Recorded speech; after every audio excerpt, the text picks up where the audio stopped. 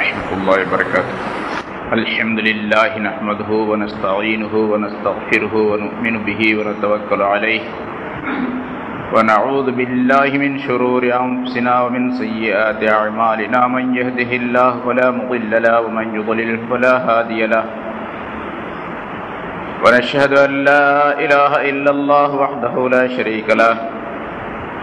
ونشهد أن سيدنا ونبينا مولانا محمدا عبده ورسوله أرسله الله بالحق بشيرا ونذيرا. أما بعد فقد قال الله تعالى في كلامه القديم: أعوذ بالله من الشيطان الرجيم. بسم الله الرحمن الرحيم.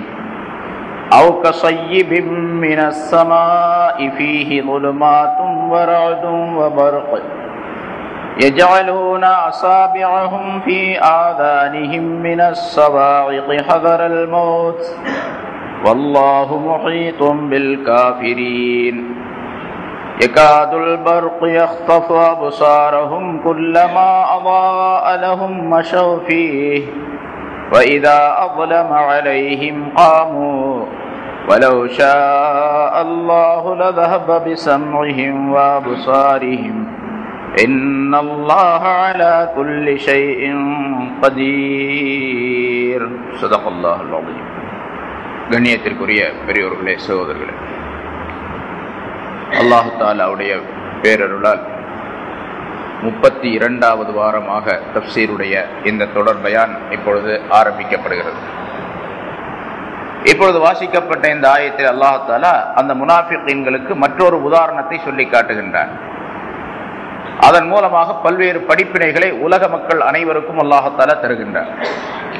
அவு கஸய்யிபின் மினஸ் ஸமா, இவர்களுக்கு உதாரணம் எப்படி என்றால், வானத்திலிருந்து பெய்யக்கூடிய ஒரு மழையை போன்று.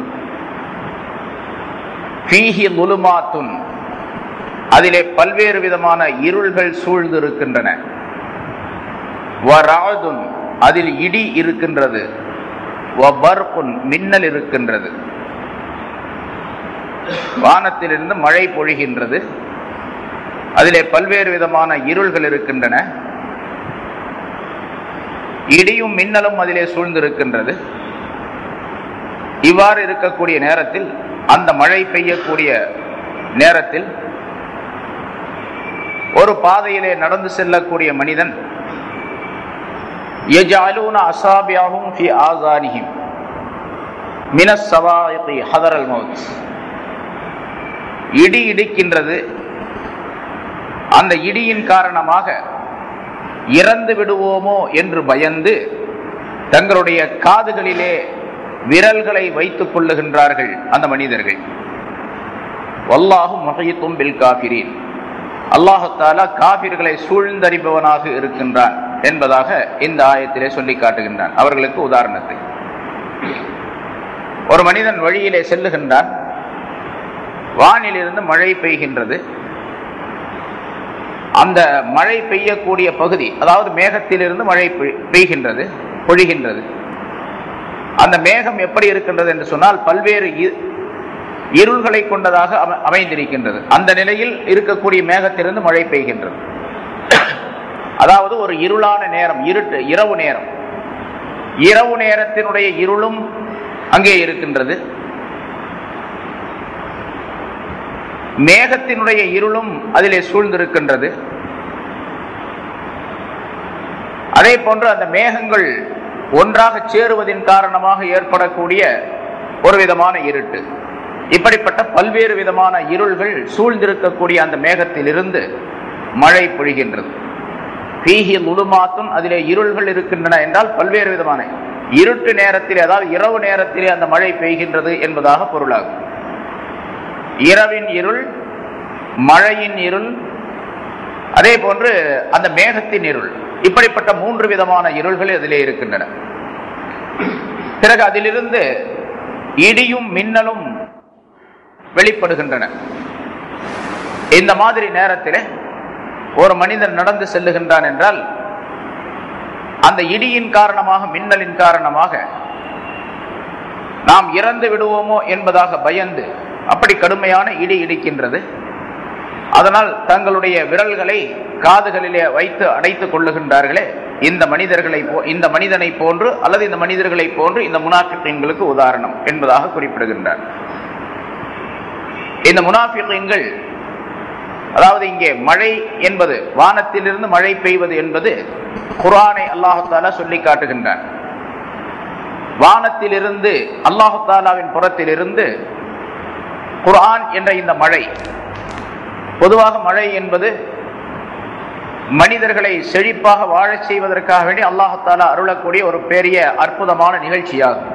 மழை இல்லாவிட்டால் இந்த உலகத்தில் எந்த பொருளும் வாழ முடியாது என்பது நமக்கு தெரியும். அதே போன்று அல்லாஹ் தஆலா மனிதன் வாழ்வதற்காக வேண்டி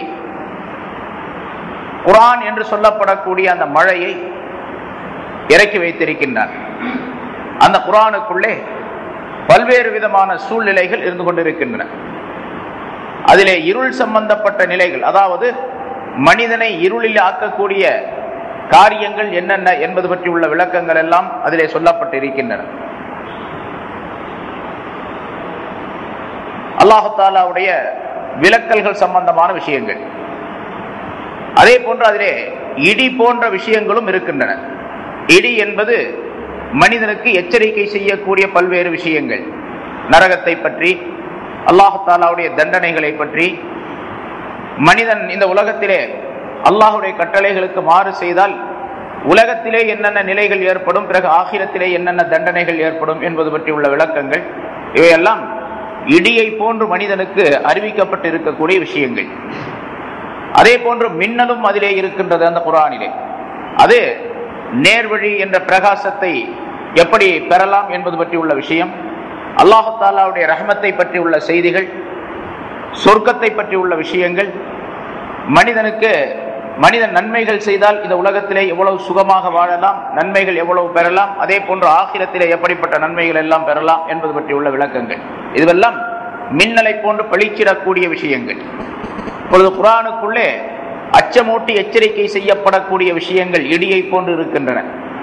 மனிதனுக்கு நற்செய்தி சொல்லக்கூடிய விஷயங்கள் மின்னலை போன்று பளிச்சிட்டுக் கொண்டு இருக்கின்றன. இப்படிப்பட்ட குர்ஆன் இறங்கியது. இந்த குர்ஆனை முதலாக இந்த முனாஃபிகீன்கள் ஏற்றுக்கொண்டார்கள். முனாஃபிகீன் என்பவர்கள் யார் என்பது பற்றி உள்ள விளக்கங்கள் முன்னால் சொல்லப்பட்டு இருக்கின்றன. அல்லாஹ் ரசூலை முதலாவதாக நம்பினார்கள். ஆனால் மேற்போக்காக அந்த நம்பிக்கை இருந்து அவருடைய உள்ளத்திலே அது பதியவில்லை. அதன் காரணமாக அவர்கள் வெளித்தோற்றத்திலே முஸ்லிம்களை போன்று நடித்துக் கொண்டார்கள்.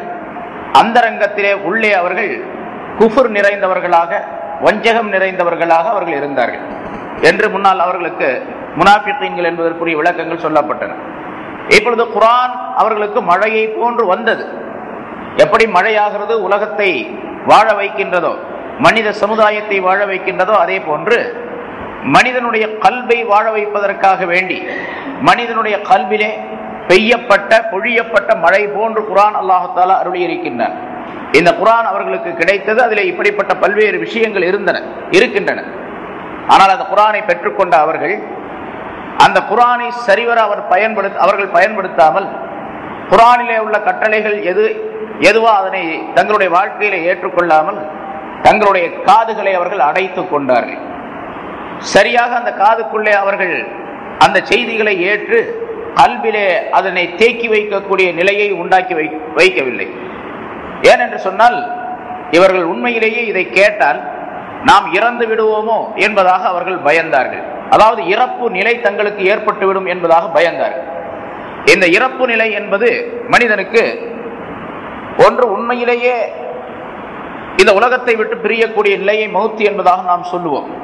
ஆனால் குர்ஆனின் மூலமாக அல்லாஹ் தஆலா குர்ஆன் என்ற அந்த பெரும் மழை, அருள் மழையின் காரணமாக அதை எவர் கேட்கின்றாரோ, காது தாழ்த்தி கேட்கின்றாரோ, அந்த மனிதருக்கு அவருடைய உள்ளத்திலே இருக்கக்கூடிய, நெஞ்சத்திலே இருக்கக்கூடிய நப்ஸ் என்று சொல்லப்படக்கூடிய தீமையை மனிதனுக்கு சொல்லக்கூடிய விஷயத்தை, அதாவது அந்த நப்ஸை இறப்பில் நிலையிலே அல்லாஹ் தஆலா அமைத்து விடுகின்றான் என்ற கருத்தையும் அல்லாஹ் தஆலா சுட்டி காட்டுகின்றார். இந்த முனாஃபிகீன்கள் குர்ஆன் என்ற இந்த அற்புதமான பேரருள் இவர்களுக்கு கிடைத்த நேரத்தில் அதை சரியாக பயன்படுத்தி கொள்ளாமல் தங்களுடைய விரல்களை காதுகளிலே வைத்து அடைத்துக் கொண்டவர்களை போன்று குர்ஆனை சரிவர கேட்காமல், அதை கிரகித்துக் கொள்ளாமல், அவர்கள் ஆகிரத்துடைய விஷயங்களை மறந்தவர்களாக, மௌத்தை பற்றி சிந்திக்காதவர்களாக அவர்கள் தங்களுடைய வாழ்க்கையை கழித்து விட்டதின் காரணமாக அவர்களை அல்லாஹ் தஆலா தண்டனைக்குரியவர்களாக ஆக்குகின்றான் என்பதை சுட்டி காட்டுகின்றார். முதலாவது சொல்லப்பட்ட உதாரணம், ஒரு காட்டு வழியே சென்று கொண்டிருக்கக்கூடிய மனிதன் ஒரு பந்தத்தை, தீப்பந்தத்தை கொளுத்துகின்றான், அதிலிருந்து வெளிச்சம் ஏற்படுகின்றது. அதுவும் குர்ஆனுக்கு உதாரணமாக சொல்லி காட்டப்பட்டது. அந்த மனிதனுக்கு இஸ்லாம் என்பது கொண்டு வந்து கொடுக்கப்பட்டது. அது ஒரு தீப்பந்தத்தை போன்று அவன் செல்லக்கூடிய வழிகளை எல்லாம் விளக்கி சொல்லக்கூடிய, தெளிவுபடுத்தக்கூடிய ஒரு பொருளாக அல்லாஹ் தஆலா குர்ஆனை தந்தான், இஸ்லாத்தை தந்தான். ஆனால் திடீரென்று அவருடைய உள்ளத்திலே ஏற்பட்ட நிஃபாக், நயவஞ்சகத்தனத்தின் காரணமாக, நிராகரிப்பு, குஃப்ரின் காரணமாக அந்த தீ அணைந்து விட்டதை போன்று, அந்த பந்தம் அணைந்து விட்டதை போன்று இருட்டிலே தடுமாறக்கூடியவர்களாக அவர்கள் ஆகிவிட்டார்கள் என்ற உதாரணத்தை முந்தின ஆயத்தில் அல்லாஹ் தஆலா சொன்னார். இப்பொழுது மழைக்கு உதாரணமாக சொல்லி காட்டி, அந்த மழையிலே பல்வேறு விதமான நன்மைகள் மனிதனுக்கு அமைந்திருக்கின்றன. ஆனால் அதனையும் இவர்கள் பயன்படுத்தாமல் ஆக்கி கொண்டார்கள். குர்ஆனை பயன்படுத்தாமல் இவர்கள் தங்களுடைய வாழ்க்கையை வீணாக்கி கொண்டார்கள் என்பதை அல்லாஹ் தஆலா சொல்லி காட்டி, வல்லாஹு முஹீத்தும் பில் காஃபிரீன், இப்படிப்பட்ட நிராகரிப்பாளர்களை இவர்கள் எந்த நோக்கத்திலே தங்களுடைய காதுகளிலே விரல்களை வைத்து அடைத்துக் கொள்ளுகின்றார்கள், எதை இவர்கள் பயப்படுகின்றார்கள், என்ன எண்ணங்கள் உடையவர்களாக இருக்கின்றார்கள் என்பதை அல்லாஹ் தஆலா சூழ்ந்தறிந்தவனாக இருந்து கொண்டிருக்கின்றான். அதற்குரிய தண்டனை அல்லாஹ் தஆலா கொடுப்பார். பிறகு அடுத்த ஆயத்தில் அல்லாஹ் தஆலா, இதில் நிறைய விளக்கங்கள் இருக்கின்றன, பின்னால சொல்லுவோம். பிறகு அடுத்த ஆயத்தில் அல்லாஹ் தஆலா சொல்லுகின்றான், அப்படி அந்த மழை பெய்யக்கூடிய நேரத்திலே இடியும் மின்னலும் நிகழ்கின்றன. யகாதுல் பர்கு யஸ்தஃபு அப்சாரம், அந்த மின்னல் எப்படி இருக்கின்றது என்று சொன்னால், அவருடைய பார்வைகளை பறித்து செல்ல அது முனைகின்றது. அந்த மழை மேகத்திலிருந்து வரக்கூடிய மின்னல் இருக்கின்றதே, அது இவருடைய பார்வைகளை எல்லாம் பறித்து செல்லக்கூடிய அமைப்பில் இருக்கின்றது. குல்லமா அவா அலஹும் மஷவ் ஃபீஹி, இப்பொழுதோ இருட்டு நேரம், இரவு நேரம், மழை பொழிகின்றது, இடி இடிக்கின்றது, மின்னல் வெட்டுகின்றது. இந்த சூழ்நிலையிலே அந்த மனிதர்கள் நடந்து சென்று கொண்டிருக்கின்றார்கள். இப்பொழுது ஒரு மின்னல் வெட்டக்கூடிய நேரத்தில், பளிச்சென்று வெட்டக்கூடிய நேரத்தில் அக்கம் பக்கத்தில் இருக்கக்கூடிய விஷயங்கள் எல்லாம் இவர்களுக்கு தெளிவாக தெரிகின்றன, இடங்கள் எல்லாம் தெளிவாக தெரிகின்றன. அந்த மின்னலுடைய வெளிச்சத்தில் இவர்கள் சற்று தூரம் நடக்கின்றார்கள். பிறகு மின்னல் நின்றவுடனே இருள் சூழ்ந்து விடுகின்றது. அந்த நேரத்திலே தடுமாறி அவர்கள் அப்படியே நின்று விடுகின்றார்கள், செல்ல முடியாதவாறு. பிறகு மின்னல் வெட்டுகின்றது, அதிலே செல்லுகின்றார்கள், பிறகு நின்று விடுகின்றார்கள், பிறகு செல்லுகின்றார்கள், மின்னல் வெட்டும் பொழுது பிறகு நின்று விடுகின்றார்கள். அதை அல்லாஹ் தஆலா சொல்லி காட்டுகின்றான், சித்தரித்து காட்டுகின்றான். குல்லமா அல்லா அலஹும் மஷவ் ஃபீஹி, அவர்களுக்கு அது பிரகாசிக்கும் காலம் எல்லாம், தோரெல்லாம், அதாவது மின்னல் வெட்டும் தோரெல்லாம், மஷவ் ஃபீஹி, அதிலே அவர்கள் நடந்து செல்லுகின்றார்கள். வ இதா அவ்லம அலைஹிம், அவர்களுக்கு இருள் சூழ்ந்து கொண்டால் காமு, அப்படியே நின்று விடுகின்றார்கள். இது அந்த முனாஃபிகீன்களுக்கு உதாரணம். இதில் அல்லாஹ் தஆலா எதை தெரிவிக்கின்றான் என்று சொன்னால், குர்ஆன் என்பதாக சொல்லப்பட்டது. குர்ஆனுடைய சட்டங்களை ஏற்றுக்கொள்ளக்கூடிய நேரத்தில் அதன் மூலமாக ஒரு வெளிச்சம் இவர்களுக்கு கிடைக்கின்றது. குர்ஆனுடைய சட்டங்களின் படிக்கு நடக்கின்றோம் என்பதாக இவர்கள் சொல்லுகின்ற பொழுது, அதாவது இஸ்லாத்தை ஏற்றுக்கொண்டு வெளித்தோற்றத்திலே இவர்கள் இருக்கக்கூடிய நேரத்தில் அவர்களுக்கு ஒரு வெளிச்சம் கிடைக்கின்றது. அதன் காரணமாக இந்த உலகத்தினுடைய பாதுகாப்பை பெற்றுக் கொள்ளுகின்றார்கள். முன்னால் சொல்லப்பட்டது, இவர்கள் வெளித்தோற்றத்திலே இப்படி இஸ்லாத்தை ஏற்றுக்கொள்வதின் காரணமாக, அந்தரங்கத்திலே மறுப்பதின் காரணமாக என்ன லாபம் அவர்களுக்கு? நாங்களும் முஸ்லிம்களாக இருக்கின்றோம் என்பதாக சொல்லுவதன் காரணமாக முஸ்லிம்களுடைய மெஜாரிட்டி அதிகமாகிவிட்டது. அந்த நேரத்தில் மதீனாவிலே இந்த முனாஃபிகீன்களுக்கு முஸ்லிம்களிடத்திலிருந்து எந்த விதமான தீமையும் ஏற்படாமல் பாதுகாப்பு கிடைக்கின்றது. மற்ற காபிர்கள், இப்பொழுது யூதர்கள் எல்லாம் பலரும் இஸ்லாத்தை ஏற்றுக்கொள்ளாமல் இருந்தார்கள். இஸ்லாம் வெற்றி பெற்ற நேரத்திலே யூதர்களை எல்லாம் மதீனாவிலிருந்து அப்புறப்படுத்தி விட்டார்கள் ரசூலுல்லாஹி ஸல்லல்லாஹு அலைஹி வஸல்லம் அவர்கள். மதீனாவிலிருந்த பெரும்பாலான அந்த மதீனாவாசிகள் எல்லாம் இஸ்லாத்தை ஏற்றுக்கொண்டார்கள். இஸ்லாத்தை ஏற்றுக்கொண்டவர்களுக்கு பாதுகாப்பு கிடைத்தது. இஸ்லாத்தை ஏற்றுக்கொள்ளாதவர்கள் எல்லாம் மதீனாவிலிருந்து அப்புறப்படுத்தப்பட்டார்கள். அது மட்டுமல்லாமல் யார் யார் இஸ்லாத்தை ஏற்றுக்கொள்ளவில்லையோ அவர்கள் எல்லாம் இஸ்லாம் மெஜாரிட்டியாக, மிக அதிகமான தொகை உடையவர்களாக முஸ்லிம்கள் ஆகிவிட்டதின் காரணமாக, இஸ்லாம் மிகைத்து விட்டதின் காரணமாக முஸ்லிம்களுக்கு மற்றவர்கள் கட்டுப்பட்டு நடக்க வேண்டும் என்ற விதிமுறை அவர்களுக்கு விதிக்கப்பட்டது. அதன் காரணமாக அவர்களுடைய கொடுக்கல் வாங்கல்கள் மற்றும் உள்ள வியாபார விஷயங்கள் ஆகியவற்றிலெல்லாம் முஸ்லிம்களுக்கு ரசூலுல்லாஹி ஸல்லல்லாஹு அலைஹி வஸல்லம் அவர்கள் எந்த சட்டத்தை சொல்லுகின்றார்களோ அதற்கு கட்டுப்பட்டு நடக்க வேண்டிய சூழ்நிலை அவர்களுக்கு ஏற்பட்டு விட்டது.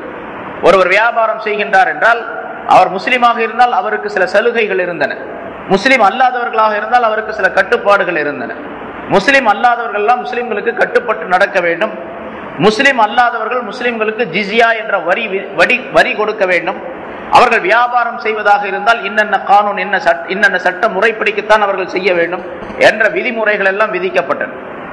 இஸ்லாத்தை ஏற்றுக்கொண்டு விட்டால் ஒவ்வொரு மனிதரும் அந்த விதிமுறைகளை தானே பின்பற்றி நடக்கக்கூடிய சூழ்நிலை ஏற்பட்டு விடுகின்றது. அதாவது ஹராம் ஹலால் என்ற விஷயத்திலே ஹராமான பொருளை விற்கக்கூடாது, பொருள்களிலே இப்படித்தான் அந்த விற்பனை இருக்க வேண்டும், பொருள்களை விற்கக்கூடிய நேரத்திலே மனிதர்களுக்கு அதனுடைய குறைகளை சொல்ல வேண்டும், என்னென்ன முறைப்படிக்கு சட்டங்களை தெரிய வேண்டும் என்றெல்லாம் விதிமுறைகள் விதிக்கப்பட்டன. ஸல்லல்லாஹு அலைஹி வஸல்லம் அவர்கள் சொல்லி தந்தார்கள். இஸ்லாத்தை ஏற்றுக்கொள்ளக்கூடிய முஸ்லிம்களாக இருக்கக்கூடியவர்கள் அல்லாஹுவை ஏற்றுக்கொண்டதின் காரணமாக, ரசூலை ஏற்றுக்கொண்டதின் காரணமாக, அல்லாஹ்வுடைய சட்டங்களுக்கு பயந்து ஒவ்வொருவரும் அந்த சட்டத்தின்படி நடப்பதற்காக அவர்களே முற்பட்டு விட்டார்கள். அவர்களே பாதுகாவலராக ஆகிவிட்டார்கள். ஒவ்வொருவரும் தங்களுக்கு தாங்களே பாதுகாவலராக இருந்து கொண்டார்கள். யாரும் அவர்களை நிர்பந்தித்து நீங்கள் இப்படித்தான் செய்ய வேண்டும் என்ற சட்டத்தை எவரும் சொல்லவில்லை.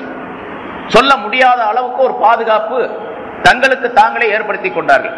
இஸ்லாம் அதுதான். இஸ்லாம் என்று சொன்னால் பொதுவாக ஒவ்வொரு முஸ்லிமான மனிதனும் அப்படித்தான் இருக்க வேண்டும். ஆனால் காலங்கள் செல்ல செல்ல மனிதனுடைய ஆசாபாசங்களின் காரணமாக, உலக ஆசைகளின் காரணமாக மனிதனுக்கு வேறொருவர் சட்டம் சொல்லக்கூடிய சூழ்நிலை ஏற்பட்டு விட்டது. பொதுவாக ஒரு முஸ்லிம் என்று சொன்னால் அவர் தனக்கு தானே பாதுகாப்பாளராக, தனக்கு தானே சட்டத்தை உண்டாக்கி கொள்ளக்கூடியவராக அமைய வேண்டும். அப்படி இருந்துவிட்டால் எந்த விதமான பிரச்சனையும் கிடையாது உலகத்தில். ஒவ்வொரு மனிதனும், இப்போ போலீஸ்காரர் எதுக்கு இருக்கிறார்? போலீஸ் என்று சொன்னால் இப்போ உள்ள போலீஸ் அல்ல, போலீஸ் என்று சொன்னால் போலீஸ் எதுக்கு இருக்கிறார்? சட்டங்களை பாதுகாப்பதற்கு. அவருக்கு பேரே காவலர் அப்படின்னு சொல்றோம். நம்ம காவலர் சொன்னால் மனித சமுதாயத்திற்கு மத்தியிலே எந்த விதமான தீமைகளும் நடைபெறாமல் பாதுகாப்பு கொடுப்பதற்காக ஏற்படுத்தப்பட்டவர்கள். முஸ்லிம் இருக்கின்றாரே, ஒவ்வொரு முஸ்லிமும் ஒரு போலீஸ் தான். ஒவ்வொரு முஸ்லிமும் ஒரு போலீஸ். நான் எனக்கு போலீஸாக நானே இருந்து கொள்ள வேண்டும். போலீஸ்ங்கிறதுக்கு அசல் அர்த்தம் என்னவோ அதான். இப்ப உள்ள போலீஸ் அல்ல. போலீஸ்ன்னு சொன்னா அசல் அர்த்தம் என்ன சொல்லப்பட்டிருக்கிறது, எதுக்காக வேண்டி போலீஸ் நிறுவப்படுகின்றதோ, பாதுகாவலர் நிறுவப்படுகின்றாரோ, ஏற்படுத்தப்படுகின்றாரோ, அது ஒவ்வொரு முஸ்லிமும் ஒரு போலீஸ் தான். ஒவ்வொரு முஸ்லிமும் ஒரு நீதிபதி தான். ஒவ்வொரு முஸ்லிமும் ஒரு வக்கீல் தான். எனக்கு நானே வக்கீல், எனக்கு நானே நீதிபதி, எனக்கு நானே போலீஸாக இருக்கிறேன். எனக்கு யாரும் சட்டம் சொல்ல தேவையில்லை. என்று சொன்னால் நான் சட்டத்திற்கு உட்பட்டவர். எனக்கு எல்லா சட்டங்களும் சொல்லப்பட்டு இருக்கின்றன. அதனால நான் எப்படி நடக்க வேண்டும் என்பது தெரியும். நீ அந்த பக்கம் போ, இந்த பக்கம் போகாதே, இதை செய், இதை செய்யாதே அப்படின்னு யாரும் எனக்கு வெளியால் சொல்ல வேண்டிய அவசியம் இல்லை. எனக்கு சொல்லி காட்டப்பட்டு விட்டது. சொல்லி காட்டப்பட்டு விட்டது என்பதை நம்பி செயல்படக்கூடியவருக்கு பெயர் தான் முஸ்லிம் என்பதாக சொல்லப்படும், மூமின் என்பதாக சொல்லப்படும். அந்த நிலை சஹாபாக்களிடத்திலே முற்றிலுமாக வந்துவிட்டது, முழுமையாக வந்துவிட்டது. யாரும் அவர்களுக்கு சட்டம் சொல்ல தேவையில்லை. எல்லா விதமான நீதிகளையும் கடைபிடிக்கக்கூடியவர்களாக இருந்தார்கள். எங்கேயாவது ஒன்னு ரெண்டு தப்பு நடந்துச்சுன்னு சொன்னா கூட உடனே தண்டனை கொடுத்து அந்த தண்டனையின் மூலமாக திருந்தக்கூடியவர்களாக அவர்கள் இருந்தார்.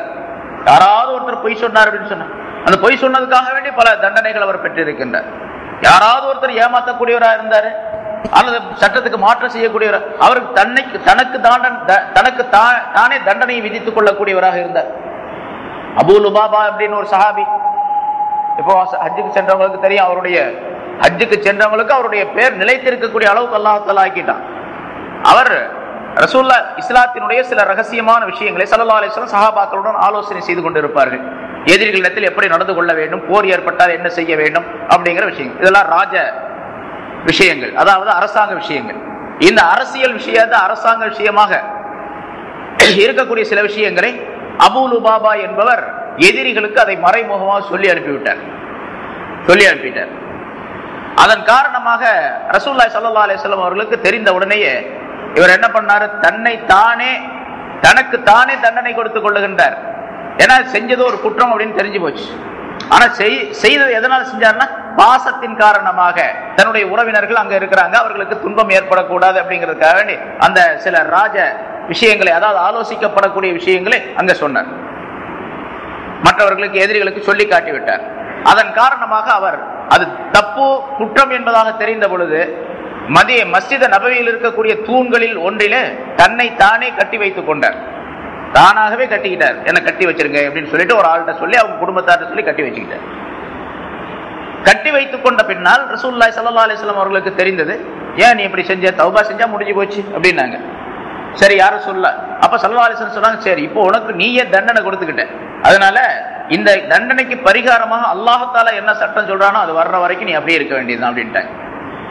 தனக்குத்தானே ஏற்படுத்திக் கொண்டா அப்படித்தானே, தனக்குத்தானே ஒரு விதியை ஒரு மனிதன் ஏற்படுத்திக் கொள்ள கூடாது. உதாரணமா மார்க்கத்தில் அனுமதிக்கப்படாத காரியங்களை செய்யறது கூடாது. இந்த மனிதர் அல்லது இந்த காரியம் எனக்கு நடந்து முடியாவிட்டால், அதாவது நிறைவேறாவிட்டால் நான் 10 நாளைக்கு சாப்பிடவே மாட்டேன் அப்படின்னு சொல்லி சத்தியம் பண்ணிக்கிறார் ஒருத்தர். இந்த காரியம் நிறைவேறாவிட்டால் நான் 10 நாளைக்கு சாப்பிடவே மாட்டேன். இவர் சாப்பிடக்கூடாதுன்னு இவர் யார் நிர்பந்திச்சா? குர்ஆன் சொல்லுச்சா? ஹதீஸ் சொல்லுச்சா? இஸ்லாம் சொல்லுச்சா? யாராவது மார்க்க அறிஞர்கள் சொன்னாங்களா இது மாதிரி செய்யணும்னு சொல்லிட்டு? இவர் தனக்குத்தானே விதித்துக் கொண்டார். கடை பட்டினி கடை 10 நாளைக்கு. இவர் ஏற்படுத்தி கொண்டது குற்றம், அப்படித்தான் செய்யணும், 10 நாளைக்கு இருக்கணும் அவர். ஆனா அந்த சத்தியத்தை முறிக்க வேண்டும். ஏன்னு சொன்னா 10 நாளைக்கு இருக்க முடியாது, சத்தியத்தை முறிக்கணும். சத்தியத்தை முறிச்சா அது கஃபாரா கொடுக்கணும், அது வேற விஷயம். அதே மாதிரி இவர் என்ன பண்ணார்? தன்னை தானே தூண்ல கட்டி வச்சுக்கிட்டார். கட்டி வச்சவன ஸல்லல்லாஹு அலைஹி வஸல்லம் சொன்னாங்க, நீ அப்படி இரு, அல்லாஹ் தஆலாவுடைய உத்தரவு வர்ற வரைக்கும் நீ அப்படித்தான் இருக்கணும் என்று சொன்னார். பிறகு அல்லாஹ் தஆலாவுடைய உத்தரவு வந்தது. அதுக்கு பிறகுதான் அவிழ்த்து விடப்பட்டது. அப்படி ரசூலுல்லாஹி ஸல்லல்லாஹு அலைஹி வஸல்லம் அவர்களுக்கு அவருடைய மன்னிப்பு பற்றி குர்ஆன்ல அல்லாஹ் தஆலா ஆயத்தை இறக்கி வைத்து அவரை மன்னித்து விட்டதாக அல்லாஹ் தஆலா சொன்னார். இந்த செய்தி, இந்த வஹி வந்த உடனே ஸல்லல்லாஹு அலைஹி வஸல்லம் அவர்கள் அதை சொல்லி காட்டினார்கள். அதை கேட்ட ஒரு சஹாபி அந்த அபூ லுபாபாவிடத்துல வந்து சொன்னாரு, உனக்கு மன்னிப்பு வந்துருச்சு, நீ இப்ப இனிமேல் தூண்ல இருந்து அவுத்துக்கலாம், உன்னை அவுத்து விடட்டுமான்னு கேட்டார். நீ வேணா, ரசூலுல்லாவே வந்து அவுத்து விட்டா தான் நான் வருவேன் அப்படின்றாரு. அதே மாதிரி ஸல்லல்லாஹு அலைஹி வஸல்லம் அவர்கள் வந்து அவித்து விட்டார். இப்ப எதுக்காக சொல்ல, அந்த அபூ லுபாபா தனக்குத்தானே போலீஸாக இருந்தார், தனக்குத்தானே நீதிபதியாக இருந்தார். இவரை யாரும் நிர்பந்தம் செய்யல அப்படி கட்டி வைக்கணும்னு சொல்லிட்டு. ஸல்லல்லாஹு அலைஹி வஸல்லம் கூட அதை பரிதாபப்பட்டாங்க. அந்த மாதிரி மக்கள் அனைவரும் இருந்தார்கள். ஆனால் இந்த இஸ்லாத்தை யார் ஏற்றுக்கொள்ளவில்லையோ அவர்கள் தங்களுடைய பழைய மதங்களிலே இருந்தார்கள். யூதர்கள், கிறிஸ்தவர்கள் மற்றும் உள்ள முஷ்ரிக்குகள் இருந்தார்கள். இவர்களுக்கெல்லாம் ஸல்லல்லாஹு அலைஹி வஸல்லம் அவர்கள் சட்டங்களை விதித்தார்கள். இப்படித்தான் நீங்கள் வாழ வேண்டும். இஸ்லாம் மெஜாரிட்டியான பின்னால, இஸ்லாத்துடைய ஆட்சி ஏற்பட்ட பின்னால் ஸல்லல்லாஹு அலைஹி வஸல்லம் மற்றவர்களுக்கு சட்டங்களை சொன்னார்கள். உமர் ரலியல்லாஹு தஆலா அவர்களும் கூட அவருடைய ஆட்சி காலத்தில் இப்படி சொல்லுவார். கடைத்தெருவுக்கு போவாங்க, சாட்டையை கையில வச்சிருப்பாங்க. நம்முடைய மசாயில்களை தெரியாதவர்கள் நம்முடைய கடைத்தெருக்களிலே வியாபாரம் செய்யக்கூடாது அப்படின்னு பகிரங்கமா அறிவிச்சாங்க. இஸ்லாத்துடைய சட்டங்களை தெரியாது, வியாபாரத்தினுடைய சட்டங்களை தெரியாதவர் இந்த கடத்தருளை யாரும் வியாபாரம் செய்யக்கூடாது அப்படின்னு சொன்னாங்க. இதெல்லாம் அவர்களுக்கு விதிக்கப்பட்ட தண்டனைகள், இஸ்லாத்தை ஏற்றுக்கொள்ளாததின் காரணமாக. அதே போன்று இந்த முனாஃபிகீன்கள் இஸ்லாத்தை வெளித்தோற்றத்தில் ஏற்றுக்கொண்டதின் காரணமாக இந்த லாபம் எல்லாம் கிடைச்சிருச்சு அவங்களுக்கு. அதாவது இந்த சட்டங்கள்லாம் பிரயோகமாகல. அவர்களுக்கு ஜிஸியா விதிக்கப்படுவது, இஸ்லாத்தினுடைய சட்டங்கள் அவர்கள் மீது பிரயோகிக்கப்படுவது, இப்படிங்கிறதெல்லாம் இல்லாதது மட்டுமல்லாமல் போரிலே கிடைத்த பொருள்களில் இருந்த கனிமத்துடைய பொருளிலிருந்து பங்கும் கூட கிடைச்சிச்சு இவங்களுக்கு. இதெல்லாம் வெளித்தோற்றத்தில் நாங்கள் இஸ்லாத்துல தான் இருக்கிறோம். முன்னால் சொல்லப்பட்ட இன்னாம் ஆழ்க்கும், நாங்கள் உங்களோடு தான் இருக்கின்றோம் அப்படின்னு சொன்னாங்களே. இப்படி உங்களோடு தான் இருக்கின்றோம் என்று வெளித்தோற்றத்தில் இஸ்லாத்தை பின்பற்றுவதை போன்று நடித்துக் கொண்டு சில நேரங்களில் தொழுது கொண்டு மஸ்ஜிதுக்கு போய் ரசூலுல்லாஹி ஸல்லல்லாஹு அலைஹி வஸல்லம் அவர்கள் சொல்லுவதை எல்லாம் சில நேரங்களில் கேட்டுக்கொண்டு அந்த ரங்கத்தில் அந்த குஃபார்களுடன் சேர்ந்து கொண்டார்கள், முஷ்ரிக்குடன் சேர்ந்து கொண்டார்கள். இவர்களுக்கு பேர் தான் முனாஃபிகீன்கள். இப்படி வெளித்தோற்றத்தில் அவர்களுக்கு லாபம் கிடைத்தது. அது இப்ப குர்ஆனிலிருந்து கிடைத்த அந்த சட்டங்கள் எல்லாம் இவர்களுக்கு வெளித்தோற்றத்திலே அவர்களுக்கு லாபமாக இருந்தன.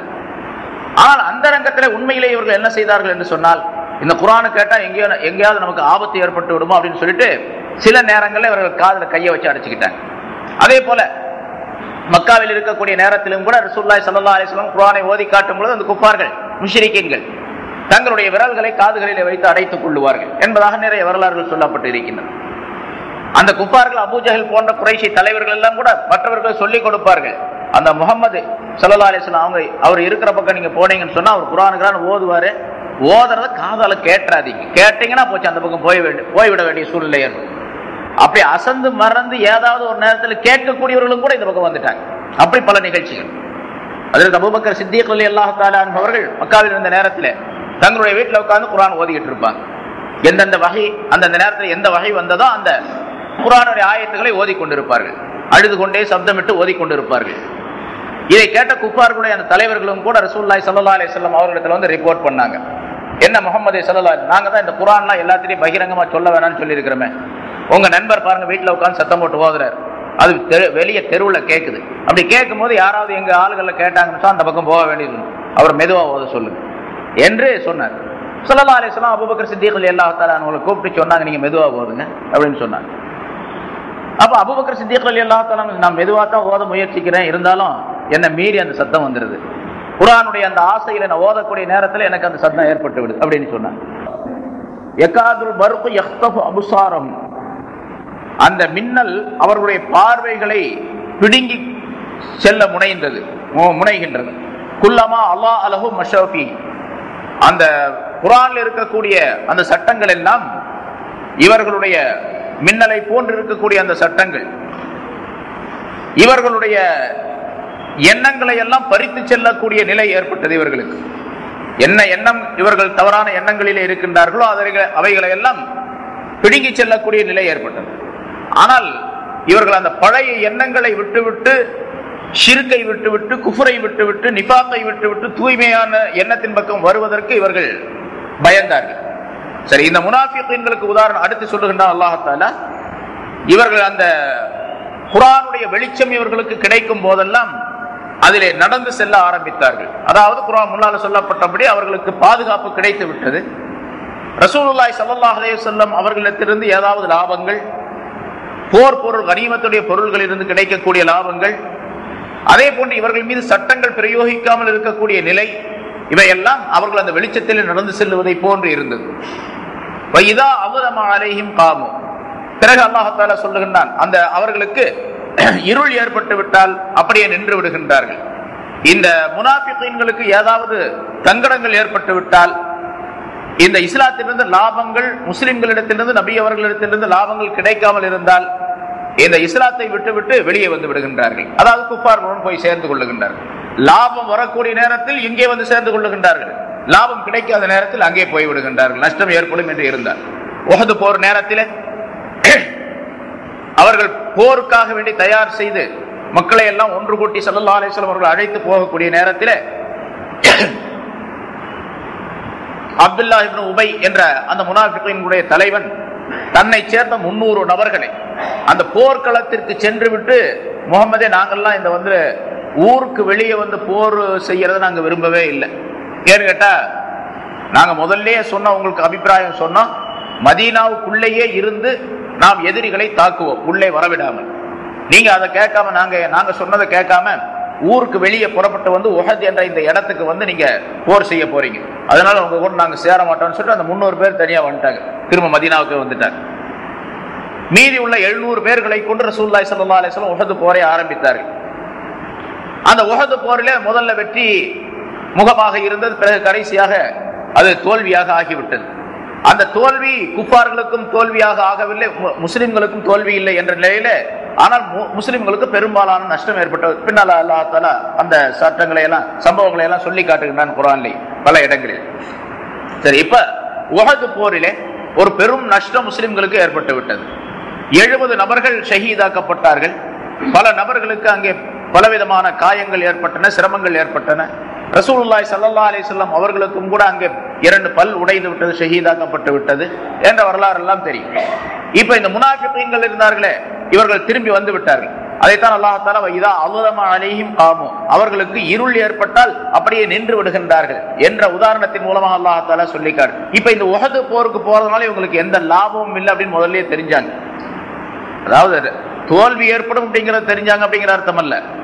போருக்கு போனா எப்படி நமக்கு நஷ்டம் ஏற்படும், நம்ம 300 பேர் இருக்கிறோம், எப்படியும் ஒரு 10 பேராவது அங்க இறக்க வேண்டிய, வெட்டுப்பட வேண்டிய சூழ்நிலை ஏற்படும், பல பேருக்கு காயம் ஏற்படும், பொருள் நஷ்டம் ஏற்படும், இப்படி எல்லாம் நஷ்டப்படக்கூடிய சூழ்நிலை நமக்கு வரக்கூடாது என்று திரும்பி வந்து விட்டார்கள். அதைத்தான் அல்லாஹ் தஆலா இருள் ஏற்பட்டால் நின்று விடுகின்றார். இவங்களுக்கு லாபம் இல்லைன்னா அப்படி நின்றுக்கிறாங்க, லாபம் கிடைச்சா போயிட்டே இருக்கிறாங்க, லாபம் கிடைச்சா அந்த வழியிலே வருகின்றார்கள், லாபம் கிடைக்காவிட்டால் சிரமம் ஏற்படுகின்றது என்றால் இருந்து விடுகின்றார்கள், நின்று விடுகின்றார்கள். அதே மாதிரி அவர்களுக்கு பிறகும் சொன்னார்கள், அந்த உஹது போர்ல முடிந்து வந்த பின்னால சொன்னாங்க, நாங்க தான் முதல்ல சொன்னமே கேட்டீங்களா, இந்த முஸ்லிம்களை பார்த்து சொல்லுகின்றார்கள், இந்த முஸ்லிம்களுடைய மனதை மாற்றுவதற்காக வேண்டி, அவருடைய எண்ணங்களை திசை திருப்புவதற்காக வேண்டி, அவர்களுடைய உறுதியை குலைப்பதற்காக வேண்டி இப்படி எல்லாம் சொல்லி காட்டினாங்க. நாங்க தான் முதல்ல சொன்னோமே, நாங்க பாருங்க பேசாம வீட்டுல உட்கார்ந்துக்கிட்டோம், எங்களுக்கு எந்த விதமான நஷ்டமும் வரல, நீங்க பாட்டுக்கு போனீங்க, எவ்வளவு பேர் நஷ்டம், இப்ப எவ்வளவு உயிர் போச்சு, எவ்வளவு பேர் மௌத்தா போயிட்டீங்க அப்படின்னு சொன்னாங்க. அல்லாஹ் தஆலா அதற்கு பதில் சொல்ல பின்னால வருது, 4வது ஜுஸ்ல வருது, லந்தனால வருது அந்த விஷயங்கள். அல்லாஹ் தஆலா சொல்லி காட்டு, இவங்க வேணா வீட்டிலேயே உட்கார்ந்து மௌத்தாகாம அப்படியே இருக்கட்டும் பார்க்கலாம் அப்படிங்கிறான். வீட்டுல உட்கார்ந்துட்டா மௌத்தாக மாட்டாங்களா அப்படின்னு கேட்கிறான் அல்லாஹ் தஆலா. வீட்டுல இருந்தாலும் மௌத்து வரத்தான் செய்யும். மௌத்து எந்த நேரத்தில் நிர்ணயிக்கப்பட்டிருக்கின்றதோ அது எந்த இடத்தில் எந்த நேரத்தில் வருமோ அந்த இடத்துல அந்த நேரத்தில் கண்டிப்பா வரும். நேரம் மட்டுமல்ல, இடமும் குறிக்கப்பட்டு இருக்கின்றது. அந்த இடத்தையோ நேரத்தையோ எந்த மனிதனும் உலகத்துல மாற்ற முடியாது, எந்த சக்தியும் மாற்றிட முடியாது என்று அல்லாஹ் தஆலா சொல்லி காட்டுகின்றான். இப்ப லாபங்கள் கிடைக்கக்கூடிய நேரத்தில் அப்படி கொஞ்சம் முன்னால வர்றாங்க, லாபம் இல்லாத நேரத்தில் பின்னால போயிடுறாங்க. அதை இந்த உதாரணத்தின் மூலமா அல்லாஹ் தஆலா சொல்லி காட்டுகின்றான். குல்லமா அல்லாஹ் லஹும் மஷௌஃபி, அந்த மின்னலின் மூலமாக அவர்களுக்கு பிரகாசம் கிடைக்கும் நேரம் எல்லாம், பிரகாசம் கிடைக்கும் தோறம் எல்லாம், வெளிச்சம் கிடைக்கும் தோறெல்லாம் மஷௌஃபி அதிலே செல்லுகின்றார், நடந்து செல்லுகின்றார். வைதாவலம, இருள் சூழ்ந்து விட்டால் அலைஹிம் அவர்களுக்கு காமு நின்று விடுகின்றார்கள். இந்த நேரத்தில் இந்த இடி மின்னலை உதாரணமா அல்லாஹ் சொல்லி காட்டி, வலவ் ஷா அல்லாஹ் லதஹப பிஸன்வஹிம் வ அப்சாரிஹிம், அல்லாஹ் தஆலா நாடினால் இவருடைய காது செவிகளையும் இவருடைய கேள்வி புலன்களையும் இவருடைய பார்வைகளையும் அல்லாஹ் தஆலா போக்கி விடுவான். முன்னால சொன்ன அல்லாஹ் தஆலா சும்முன் வ புக்முன் உம்யுன், சும்முன் புக்முன் உம்யுன், அவர்கள் செவிடர்களாக இருக்கின்றார்கள், ஊமையர்களாக இருக்கின்றார்கள், குருடர்களாக இருக்கின்றார்கள். ஃபஹும் லா யர்ஜூன், அவர்கள் திரும்பவே மாட்டார்கள், நல்ல வழிக்கு திரும்பவே மாட்டார்கள் என்று அல்லாஹ் தஆலா சொன்னார். அங்கே செவிடர்கள், ஊமையர்கள், குருடர்கள் அப்படிங்கிறது அகக்கண் செவிடாக இருக்கின்றார்கள், அகத்தில் ஊமையாக இருக்கின்றார்கள், அகத்திலே அவர்கள் குருடர்களாக இருக்கின்றார்கள், செவிடர்களாக இருக்கின்றார்கள் என்று அல்லாஹ் தஆலா சொல்லி காட்டினார். வெளிப்புறம் இருக்கின்றது, வெளி தோற்றம் இருக்கின்றது, காது, கண், காது இவைகள் எல்லாம் நன்றாக இருக்கின்றன, நன்றாக பார்க்கின்றார்கள், கேட்கின்றார்கள், பேசுகின்றார்கள். ஆனால் அந்தரங்கத்திலே ஊமைகள், குருடர்கள், செவிடர்கள் அவர்கள் என்று அல்லாஹ் தஆலா சொல்லி காட்டினார். இங்கே அல்லாஹ் தஆலா இந்த இஸ்லாம் என்ற இந்த மழையை, குர்ஆன் என்ற இந்த பெரும் மழையை இவர்கள் ஏற்றுக்கொள்ளாத நிலை இருந்தால் அதன் அங்கே இருக்கக்கூடிய அந்த இடி மின்னலின் காரணமாகவே, அதாவது குர்ஆனில் இருக்கக்கூடிய எச்சரிக்கைகளின் காரணமாகவே இவர்களுடைய வெளித்தோற்றத்திலே பார்வையை கூட அல்லாஹ் தஆலா போக்கிடும். வெளியிலே பார்வையை அந்தரங்க குருடர்களாக இவர்கள் இருக்கின்றார்கள், உண்மையிலேயே அல்லாஹ் தஆலா இவர்களை குருடர்களாக ஆக்கி விடுவான், கண் இழந்தவர்களாக, பார்வை இழந்தவர்களாக. உண்மையிலேயே இவர்களை செவிடர்களாக அல்லாஹ் தஆலா ஆக்கிவிட முடியும் இதன் காரணமாக. ஏனென்றால் காதுகள் இருந்தும் செவிடர்களாக இருக்கின்றார்கள், காதுகளையே செவிடாக ஆக்கிவிட்டால் இன்னும் தண்டனை அவர்களுக்கு அதிகமாக ஏற்படும். வலவ் ஷா அல்லாஹ் லதஹப பிஸம்இஹிம், அல்லாஹ் நாடினால் அவருடைய செவிப்புலன்களை போக்கி விடுவான். வ அப்சாரிஹிம், அவருடைய பார்வைகளையும் அல்லாஹ் தஆலா போக்கிடுவான். வல்லாஹ் இன்னல்லாஹ அலா குல்லி ஷைஇன் கதீர், நிச்சயமாக அல்லாஹ் தஆலா எல்லா பொருள்களின் மீதும் ஆற்றல் பெற்றவனாக, சக்தி பெற்றவனாக இருக்கின்றான் என்பதாக அல்லாஹ் தஆலா குறிப்பிடுகின்றான். இங்கே அல்லாஹ் தஆலா இந்த மழையை, மழையில் பொதிந்திருக்கக்கூடிய பல்வேறு விஷயங்களை உதாரணமாக சொல்லி காட்டி முனாஃபிகீன்களுக்கு உதாரணத்தை அல்லாஹ் தஆலா விளக்கக்கூடிய அதே நேரத்தில் அல்லாஹ் தன்னுடைய சக்தியையும் இங்கே விளக்கி சொல்லுகின்றான், சிந்திக்க வேண்டும் என்பதாக குறிப்பிடுகின்றான். வானத்திலிருந்து, அதாவது மேகத்திலிருந்து மழை பெய்கின்றது. இந்த மேகத்தை அல்லாஹ் தஆலா எப்படி அமைத்து வைத்திருக்கின்றான், அதிலிருந்து மழை எப்படி பெய்கின்றது, அந்த மேக கூட்டங்களில் இருந்து இடி எப்படி முழங்குகின்றது, அதிலிருந்து மின்னல் எப்படி வெட்டுகின்றது, இப்படி இடி மின்னல் வெட்டக்கூடிய நேரத்தில் உலகத்தில் இருக்கக்கூடிய மக்களுடைய நிலை எப்படி இருக்கின்றன, நிலைகள் எப்படி இருக்கின்றன, அவருடைய எண்ணங்கள் எல்லாம் எப்படி மாறுகின்றன என்பது பற்றி சிந்திக்குமாறும் அல்லாஹ் தஆலா இதன் மூலமாக கட்டளையிடுகின்றான், நமக்கு ஒரு சிந்தனையை தூண்டி விடுகின்றான். பொதுவாக மேகம் அது மழை பொழியக்கூடிய ஒரு பொருளாக அல்லாஹ் தஆலா அமைத்து வைத்திருக்கின்றான். பிறகு அல்லாஹ் தஆலா சூரத்து, அதாவது 2வது ஜுஸுடைய ஆரம்பத்திலே இன்ன ஃபீ ஹல்கிஸ் ஸமாவாத்தி வல் அர்த் என்று வரக்கூடிய அந்த ஆயத்திலே அது பற்றி உள்ள விளக்கங்களை நிறைய தெளிவாகவே அல்லாஹ் தஆலா சொல்லி காட்டுகின்றான். மேகங்களின் மூலமாக அல்லாஹ் தஆலா, அடர்ந்த மேகங்களின் மூலமாக மழையை பெய்ய வைக்கின்றான். இதை சிந்தனை செய்ய வேண்டும் என்பதை அல்லாஹ் தஆலா மனிதனுக்கு தூண்டி விடுகின்றான். இந்த இடத்தில் நம்ம சாதாரணமாக படித்தவர்களுக்கு எல்லாத்துக்கும் தெரியும், அந்த மேகம் என்பது இந்த பூமியிலிருந்து, பூமியில் உள்ள நீர்நிலைகள், அதாவது கடல் போன்ற தண்ணீர் நீர் நிறைந்த பகுதிகள் இருக்கின்றன, அதிலிருந்து அதிலே வெப்பம், சூரியனுடைய வெப்பம் விழக்கூடிய நேரத்தில் அந்த நீர் ஆவியாக மாறி மேலே சென்று அது வெப்பத்தினுடைய பகுதி குறைவாக இருக்கக்கூடிய பகுதியில குளிர்ச்சி ஏற்படக்கூடிய நிலையிலே அந்த நீராவியே ஒரு அடர்ந்த பொருளாக ஆக்கப்பட்டு அது மேகமாக மாற்றப்படுகின்றது. மேகம் என்பது எப்படி உருவாகின்றது? நீர்நிலைகளிலிருந்து ஏற்படக்கூடிய ஆவி மேகமாக மாறுகின்றது. அது குளிர்ந்த பகுதியிலே செல்லக்கூடிய நேரத்தில், மேலே செல்லக்கூடிய நேரத்தில், அதன் காரணமாக, அந்த குளிர்ச்சியின் காரணமாக இந்த நீராவி மேகமாக மாறுகின்றது. அல்லாஹ் தஆலா மாற்றுகின்றார். அதற்கு ஒரு காரணம் நமக்கு விளக்கப்பட்டிருக்கின்றது. அறிவியல் சம்பந்தமாக, அறிவுபூர்வமாக நமக்கு விளக்கங்கள் சொல்லப்பட்டிருக்கின்றது. இப்பொழுது அந்த நீராவியாக இருக்கக்கூடிய பொருளை நாம பார்க்கிறோம். நீராவி என்பது இப்ப சாதாரணமா ஒரு சட்டியில தண்ணி வச்சு கொதிக்க வைக்கும் பொழுது அதுல இருந்து நீராவி வெளியே போக மாதிரி நம்ம பார்க்கிறோம். ஆனா அதை கையில போய் பிடிச்சா கையில பிடிக்க முடியாது. அது எப்படி இருக்கின்றது? ரொம்ப மெல்லிய பொருளாக இருக்கின்றது. அதற்கு எடையோ கனமோ எதுவுமே கிடையாது. அந்த நீராவி போகக்கூடிய நேரத்தில் ஒரு பாத்திரத்தையோ ஒரு பொருளையோ அல்லது கையையோ நம்ம வேலை வச்சோன்னு சொன்னா அந்த நீராவி கையில பட்டு அந்த பாத்திரத்தில் பட்டு அது திரும்ப நீராக, அந்த ஆவி நீராக மாறக்கூடிய ஒரு காட்சியை நம்ம கண்ணால நேரடியா பார்க்க. ஆனா இதுவே மேலே போன பின்னால் குளிர்ச்சி அடைந்த நிலையில் அல்லாஹ் தஆலா அதை மேகமாக மாற்றுகின்றார். இது அல்லாஹ் தஆலாவுடைய மிகப்பெரிய குதிரத்து, அவருடைய பேர் அருள், அது ரஹ்மத், அல்லாஹ் தஆலாவுடைய ரஹ்மத். இத மேகமாக மாற்றிய பின்னாலே அந்த மேகத்துக்குள்ளே மழை நீர், தண்ணீர் தேங்கி இருக்கக்கூடிய ஒரு அம்சத்தை அல்லாஹ் தஆலா உண்டாக்கி விடுகின்றார். மேகத்திற்குள்ளே தண்ணீர் தேங்கி இருக்கின்றது. இப்ப நம்ம சாதாரணமா பார்க்கிற மேல மேகம் இருக்கின்றது, மேகத்திலிருந்து மழை பெய்கின்றது.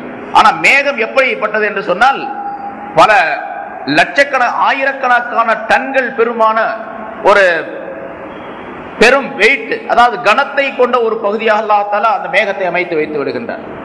நம்ம இங்கிருந்து பார்க்கிறோம், ஒரு சின்ன மேக கூட்டம் இருக்குன்னு வச்சுங்க. அந்த மேக கூட்டத்தினுடைய கனம் எவ்வளவு தெரியுங்களா? பல ஆயிரக்கணக்கான டன் இருக்கு அதுல. ஏன்னா அதுல ஏராளமான தண்ணீர் நிறைந்திருக்கின்றது, நீர் நிறைந்திருக்கின்றது. அந்த நீருடைய கனம் மேகமாக அங்கே இருந்து கொண்டிருக்கின்றது. இப்ப நம்ம என்ன சொல்றோம்? அதுல இருந்து குளிர்ச்சியான காற்று பட்ட உடனே அதிலிருந்து நீர் பொழிகின்றது, மழை பெய்கின்றது என்பதாக நமக்கு அறிவுபூர்வமாக சொல்லப்பட்டு இருக்கின்றது.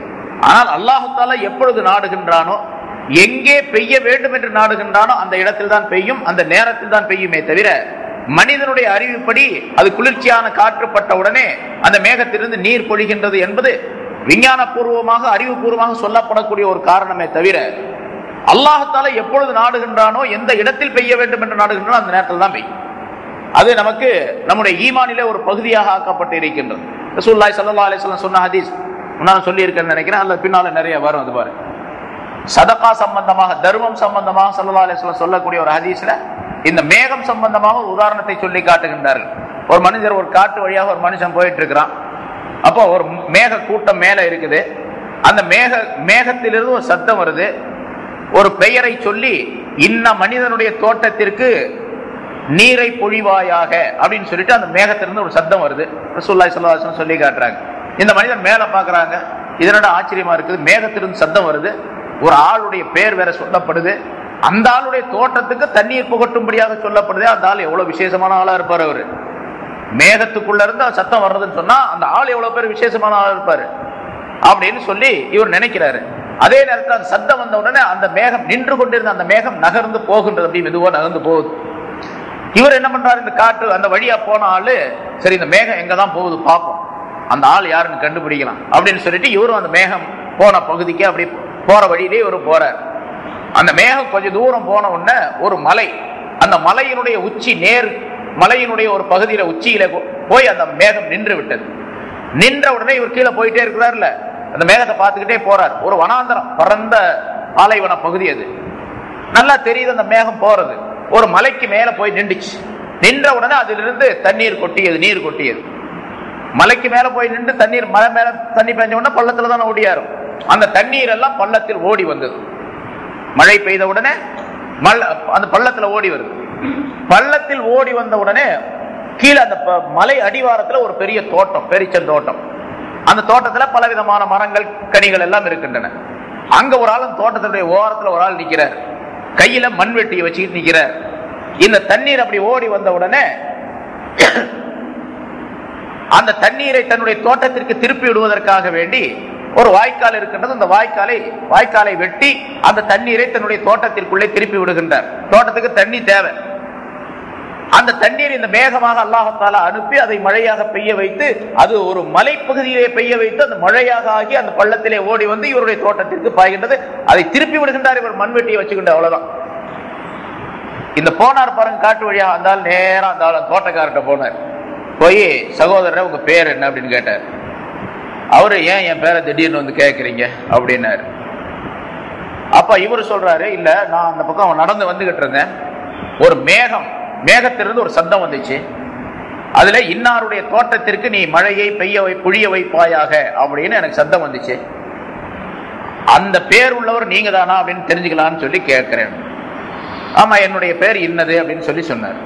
மேகத்துல என்ன பேரை கேட்டாரோ அதே பேர். ரசூலுல்லாஹி ஸல்லல்லாஹு அலைஹி வஸல்லம் அந்த பேரை சொல்லல அந்த ஹதீஸ்ல. அதனால அவர் இப்படி ஸல்லல்லாஹு அலைஹி வஸல்லம் இப்படி சொல்றாங்க, அந்த தோட்டக்காரர் என்ன பேர் சொன்னாரோ அதே பேர் தான் அந்த மேகத்திலிருந்து கேட்டுச்சு அப்படின்னு சொல்லி. நான் இந்த மாதிரி ஒரு சத்தத்தை கேட்டேன், அந்த மேகம் நகர்ந்து வந்து இப்படி இந்த மலையின் மீது மழையை பொழிஞ்சது, அந்த தண்ணி தான் உங்க தோட்டத்துக்கு வந்து நீங்க திருப்பி விட்டீங்க.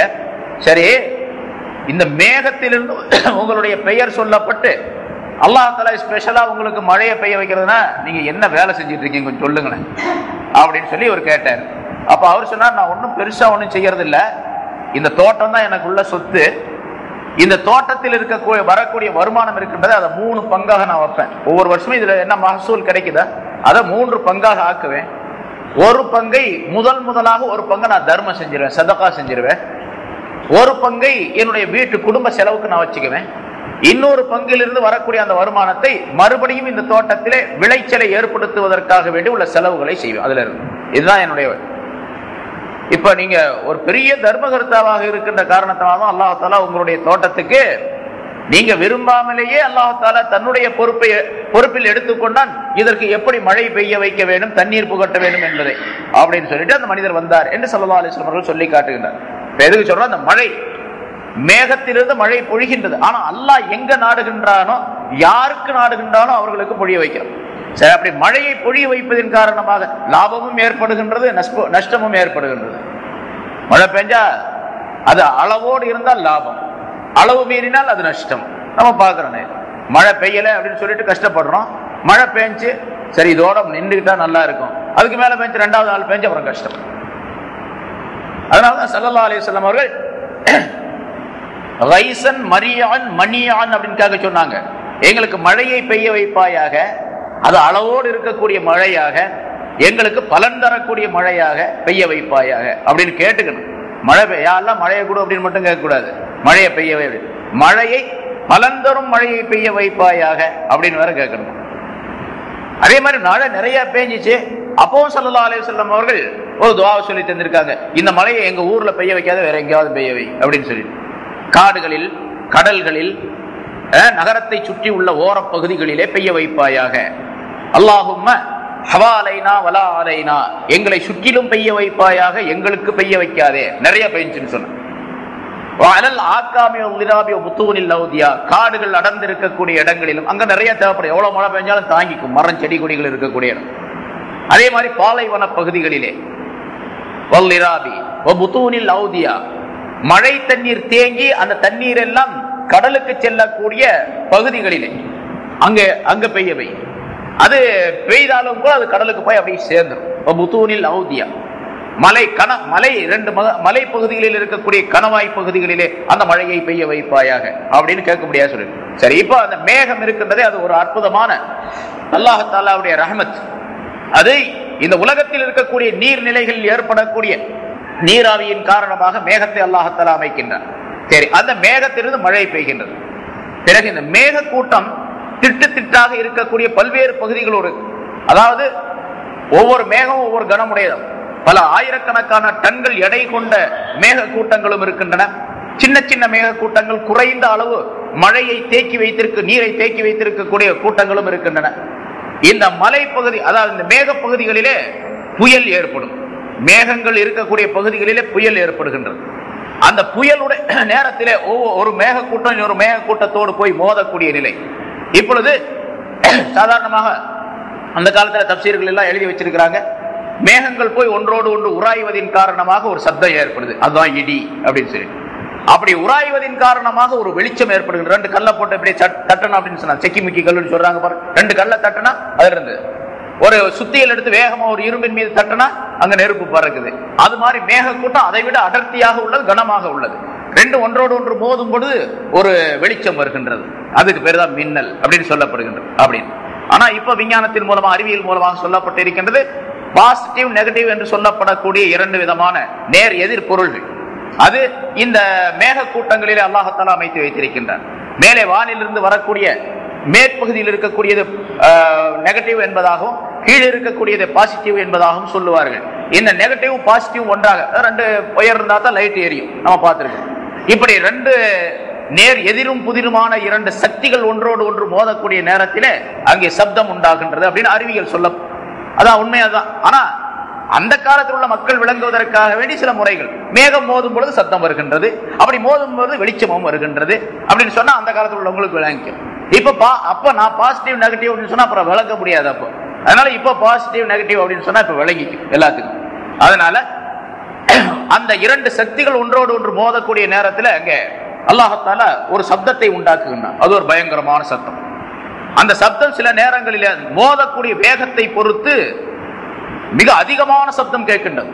அந்த சப்தம் கேட்கும் பொழுது மனிதன் என்ன நினைக்கிறான், மூத்தா போயிருவோம் நினைச்சு கையை வச்சுக்கிறான். இப்ப நம்மளும் கூட வச்சுக்கணும். சாதாரணமா இடி வேகமா அடிக்கக்கூடிய இடத்துல காதை பொத்திக்கிறோம் நம்ம, அதான் விரல வச்சுக்கிறாங்க அப்படிங்கிறான். இப்ப இதை இன்னொரு அல்லாஹ்தாலா ஒரு உதாரணத்தை இங்கே சொல்லுகின்றான். அதன் மூலமாக வேறொரு கருத்தையும் விளக்குகின்றான். குர்ஆனை கேட்கும் பொழுது குர்ஆனிலிருந்து ஏற்படக்கூடிய அந்த இடி மின்னல் போன்ற விஷயங்கள் எச்சரிக்கைகள் வஈத் வஅதா என்பதாக சொல்லப்படும். சொர்க்கம் நரகம் பற்றி உள்ள விஷயங்கள். இது இடி மின்னலை போன்று உள்ளது, இடியை போன்று உள்ளது நரகம் சம்பந்தப்பட்ட எச்சரிக்கைகள் அனைத்தும், மின்னலை போன்று உள்ளது சொர்க்கம் சம்பந்தப்பட்ட விஷயங்கள் அனைத்தும். இந்த இரண்டையும் மனிதன் கேட்கக்கூடிய நேரத்தில் அந்த காஃபிர்கள் முனாஃபிகீன்கள் கேட்கக்கூடிய, இது நம்ம காதுக்குள்ள போனா நமக்கு ஆபத்து தான் அப்படின்னு சொல்லிட்டு காதை அடைச்சுக்கிறோம் என்று அல்லாஹ்தாலா சொல்லி காட்டுகின்றார். அதே போல நேரடியாக இடி இடிக்கக்கூடிய நேரத்திலும் மனிதன் தன்னுடைய காதுக்குள்ளே விரல்களை வைத்து அடைத்துக் கொள்ளுகின்றான், மௌத்து வந்துருமோ அப்படின்னு. ஆனால் உண்மையிலேயே குர்ஆன் என்று சொல்லப்படக்கூடிய இந்த மழை, மேகத்திலிருந்து பெய்யக்கூடிய இந்த மழை, அதிலிருந்து கிடைக்கக்கூடிய இடியையும் மின்னலையும், அதாவது எச்சரிக்கைகளையும் அதனுடைய நற்செய்திகளையும் ஒரு மனிதன் உண்மையிலேயே தனக்குள்ளே கிரகித்துக் கொண்டால், காதுல கையை வச்சு அடைக்காம விரல வச்சு அடைக்காம உள்ளே தனக்குள்ளே ஏற்றுக்கொண்டால் உண்மையிலேயே மௌத்து வரும். என்ன மௌத்து என்று சொன்னால் நஃப்ஸ் மௌத்து வரும் என்று விளக்கப்பட்டு இருக்கிறது சூஃபியாக்கள். மனிதன் தன்னுடைய நஃப்ஸை மரணமடைய செய்ய வேண்டும், கல்பை ஹயாத்தாக்க வேண்டும். நஃப்ஸை மௌத்தாக்க வேண்டும், கல்பை ஹயாத்தாக்க வேண்டும். கல்பு ஹயாத்தாக இருப்பதற்கும் நஃப்ஸ் மௌத்தாவதற்கும் குர்ஆனிலே சொல்லப்பட்ட சட்டங்கள் அனைத்தும் கட்டாயம் தேவை. மனிதனுக்குள்ளே அதனை ஏற்றுக்கொள்ளக்கூடிய நேரத்தில் மனிதன் தன்னுடைய காதுகள் வழியாக கண்கள் வழியாக சிந்தித்து அதை மனிதன் தனக்குள்ளே தேக்கிக் கொள்ளக்கூடிய நேரத்தில் அந்த இடி மின்னல்களை, குர்ஆனில் இருந்து பெறப்படக்கூடிய கொடுக்கப்படக்கூடிய இடி மின்னல்களை, அதாவது எச்சரிக்கைகளையும் வாக்குறுதிகளையும் ஏற்றுக்கொள்ளக்கூடிய நேரத்தில் மனிதனுடைய கல்பு வாழும், மனிதனுடைய நஃப்ஸ் மௌத்தாகிவிடும். உலகத்தில், அதாவது உலகத்தினுடைய நேரடி அந்த இடி மின்னலுக்கு வரும். இடி மின்னல் ஏற்படக்கூடிய நேரத்தில் எது எது தேவையில்லாத பொருள்களோ அதையெல்லாம் அழித்து இந்த உலகத்தினுடைய பூமியினுடைய பகுதிகளை செழிப்பாக ஆக்குவதற்காக வேண்டி அல்லாஹ்தாலா மழையை பெய்ய வைக்கின்றார். அதே போன்று மனிதனுடைய கல்பு என்ற நிலத்திலே இந்த இடி மின்னல், குர்ஆனிலிருந்து ஏற்படக்கூடிய இடி மின்னல்கள் போய் விழக்கூடிய நேரத்திலே அங்கே நஃப்ஸ் மௌத்தாகிவிடும், தேவையில்லாதவை எல்லாம் மௌத்தாகிவிடும், தேவையுள்ளவை எல்லாம் வளர்ந்து செழிப்பாக கூடிய சூழ்நிலை ஏற்பட்டுவிடும் என்ற கருத்தையும் அல்லாஹ்தாலா சொல்லி காட்டுகிறார். இடி மின்னல் இருக்கின்றதே, மேகத்திலிருந்து பெறப்படக்கூடிய அந்த விடக்கூடிய கிடைக்கக்கூடிய அந்த இடி மின்னலும் நமக்கு பார்த்தா ஆபத்தை உண்டாக்கக்கூடியதாக தெரிகின்றது. உண்மையிலே அதுல ஏராளமான லாபங்கள் இருக்கின்றது. எவ்வளவு லாபம்! விஞ்ஞானிகள் இப்ப அந்த இடி மின்னல் மட்டும் இல்லை என்று சொன்ன, அந்த பாசிட்டிவ் நெகட்டிவ் என்ற இரண்டு சக்திகள் மோதுவதின் காரணமாக இந்த ரெண்டு உண்டாகுது அப்படின்னு சொன்னோம். இந்த ரெண்டின் காரணமாக எவ்வளவு பெரிய லாபம் இருக்கு தெரியுங்களா? இடியின் காரணமாக அல்லாஹ் தஆலாவுடைய அச்சத்தை மனிதன் மேற்கொள்ளக்கூடிய சூழ்நிலை அல்லாஹ் உண்டாக்கி வச்சிருக்கான். இடி இடிக்கும் பொழுது எவ்வளவு பயங்கரமான சத்தம் கேட்குது. அந்த மாதிரி சத்தத்தை, இடியை போன்றுள்ள சத்தத்தை உலகத்திலே மனிதர்கள் உற்பத்தி செய்யக்கூடிய ஏதாவது ஒரு பொருளின் மூலமாக உண்டாக்க முடியும்னா உண்டாக்க முடியாது. அவ்வளவு பெரிய பயங்கரமான சத்தம் கேட்கும். இப்போ ராக்கெட் விடுறாங்க பாருங்க, அந்த ராக்கெட் கீழே ஒரு இதை வச்சு அதை நெருப்பை போட்டு கொளுத்தி அதிலிருந்து அந்த உந்து விசை மேலே செல்லக்கூடிய சக்தியை தூண்டி விடுவதற்காக ஒரு ராக்கெட்.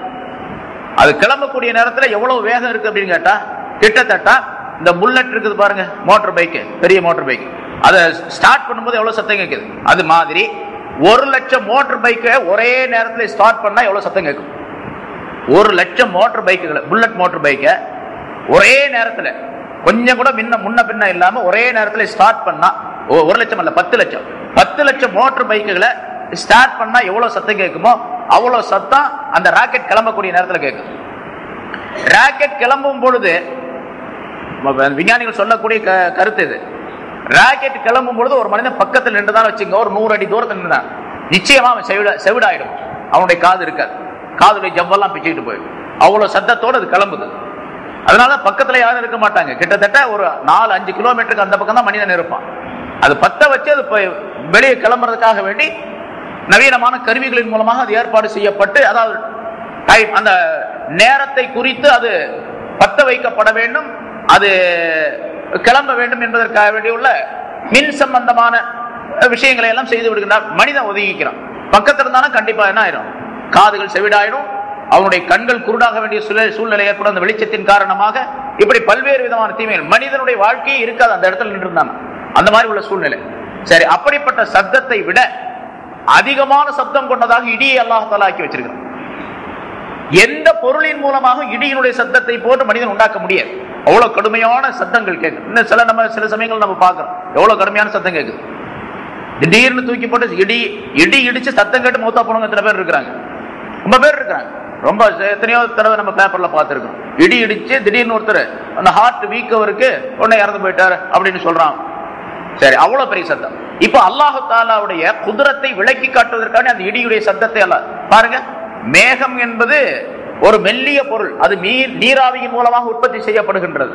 நீராவி ரொம்ப மெல்லிசு, கையில பிடிக்கவே முடியாது, வாயில ஊதுனா போயிடும், இப்படி கையில தொட்டா தண்ணியா போயிடுது. அப்படிப்பட்ட ஒரு பொருளின் மூலமாக அல்லாஹ் தஆலா அதை வேறொரு பொருளாக மாற்றி அதில் இருந்து கிளம்பக்கூடிய சக்தி இருக்கின்றதே, அந்த சத்தம் இருக்கின்றதே, அது மனிதனையே கொல்லக்கூடிய அளவுக்கு அந்த சத்தம் வருகின்றது என்று சொன்னால் இடியினுடைய எவ்வளவு பவர் இருக்கு.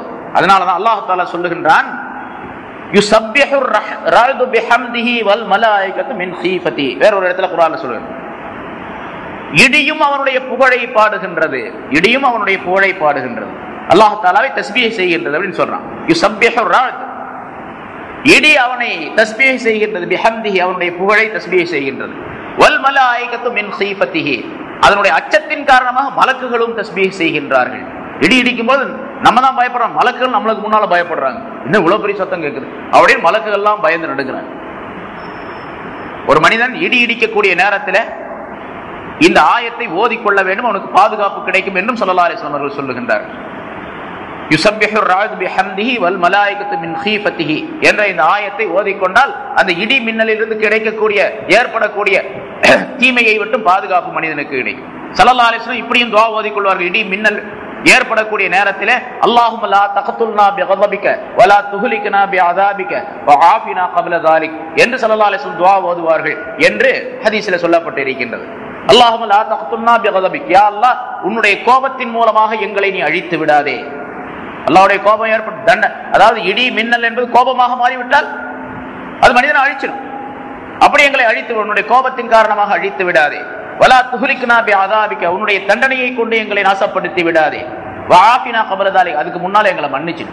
அப்படி ஒரு சூழ்நிலை ஏற்பட்டு எங்களை அழிக்கக்கூடிய சூழ்நிலை வந்துச்சுன்னு வச்சுங்க, உன்னுடைய நாட்டப்படி நீ அப்படி ஒரு உன்னுடைய கற்பனையில் அப்படி இருந்துச்சு, இந்த இடி மின்னல் மூலமாக இந்த மனுஷெல்லாம் அழிச்சிடணும் அப்படின்னு, அதுக்கு முன்னால எங்களை மன்னிச்சிடு. வஆஃபினா கப்ல ذلك என்று ஸல்லல்லாஹு அலைஹி வஸல்லம் கேட்க சொன்னார்கள். எவ்வளவு அற்புதமான துஆ பாருங்க. அதாவது எந்த நிகழ்ச்சி ஏற்பட்டாலும் அங்க போயிடணும், அல்லாஹ் இடத்துல போயிடணும், சரண் அடைஞ்சிடணும் அப்படிங்கறத ஸல்லல்லாஹு அலைஹி வஸல்லம் சொல்லி காட்டுறாங்க. சரி, அப்படி இந்த மின்னல் இருக்கின்றதே அது சாதாரணமாக அது மனிதனை அழிவுக்குரியது அப்படின்னு நம்ம நினைக்கலாம். ஆனா உண்மையிலேயே இடி மின்னல் மூலமாக ஏராளமான லாபங்கள் இருக்கின்றன. உதாரணமாக இந்த நிலத்துல பயிரிடுறதுக்காக வேண்டி இப்ப நவீனமான ரசாயன உரங்கள்லாம் போடுறாங்க. 100 கிலோ ரசாயன உரத்தை வச்சுங்க, யூரியா காம்ப்ளெக்ஸ் அப்படி இப்படின்னு சொல்றாங்க பாருங்க. இந்த 100 கிலோ யூரியா காம்ப்ளெக்ஸ் எல்லாம் சேர்ந்து, அதாவது அந்த நிலத்துக்கு உரமாக போடக்கூடிய நேரத்தில் இந்த நிலத்திலிருந்து இந்த பயிர் விளையிறதுக்காக வேண்டி, பயிரை செழிப்பாக விளைய வைப்பதற்காக வேண்டி, அதாவது மறைமுகமான ஒரு சக்தி ஒன்று தேவைப்படுகிறது. அதுக்கு பேரு நைட்ரஜன் அப்படின்னு சொல்றாங்க. நீங்க பார்க்கலாம், அந்த யூரியாவுடைய இதுல கூட நைட்ரஜன் இத்தனை %, இவ்வளவு சதவிகிதம் கலந்துருக்குது அப்படின்னு சொல்லிட்டு அதுல போடுவாங்க. அதாவது இந்த உரங்களுடைய கலவையில அந்த நைட்ரஜன் என்பது அதிலே சேர்க்கப்படுகின்றது, கொடுக்கப்படுகின்றது. 100 கிலோ ரசாயன உரங்கள் கொண்ட ஒரு தொகுதியை, அதாவது ஒரு 100 கிலோ ரசாயன உரத்தை ஒரு பூமியில போட்டா அந்த 100 கிலோவில் இருந்து அந்த பூமிக்கு கிடைக்கக்கூடிய நைட்ரஜன் என்பது 30 கிலோ, 30% கிடைக்குதான். அது அந்த நைட்ரஜன் சதவிகிதம் சாக்கிலேயே போட்டிருப்பாங்க, நீங்க பார்க்கலாம், யூரியாவுடைய சாக்கிலேயே. ஆனால் ஒரு தடவை மின்னல் வெட்டினால், ஒரு தடவை மின்னல் வெட்டுறதுனா எவ்வளவு நேரம் தெரியுங்களா? ஒரு மைக்ரோ செகண்ட். ஒரு மின்னலுடைய நேரம் இருக்கின்றதே, இது ஒரு செகண்ட். இப்படி கையை சொடுக்கக்கூடிய நேரம் ஒரு செகண்ட் சொல்லுவோம், ஒரு நொடி அப்படின்னு சொல்லி.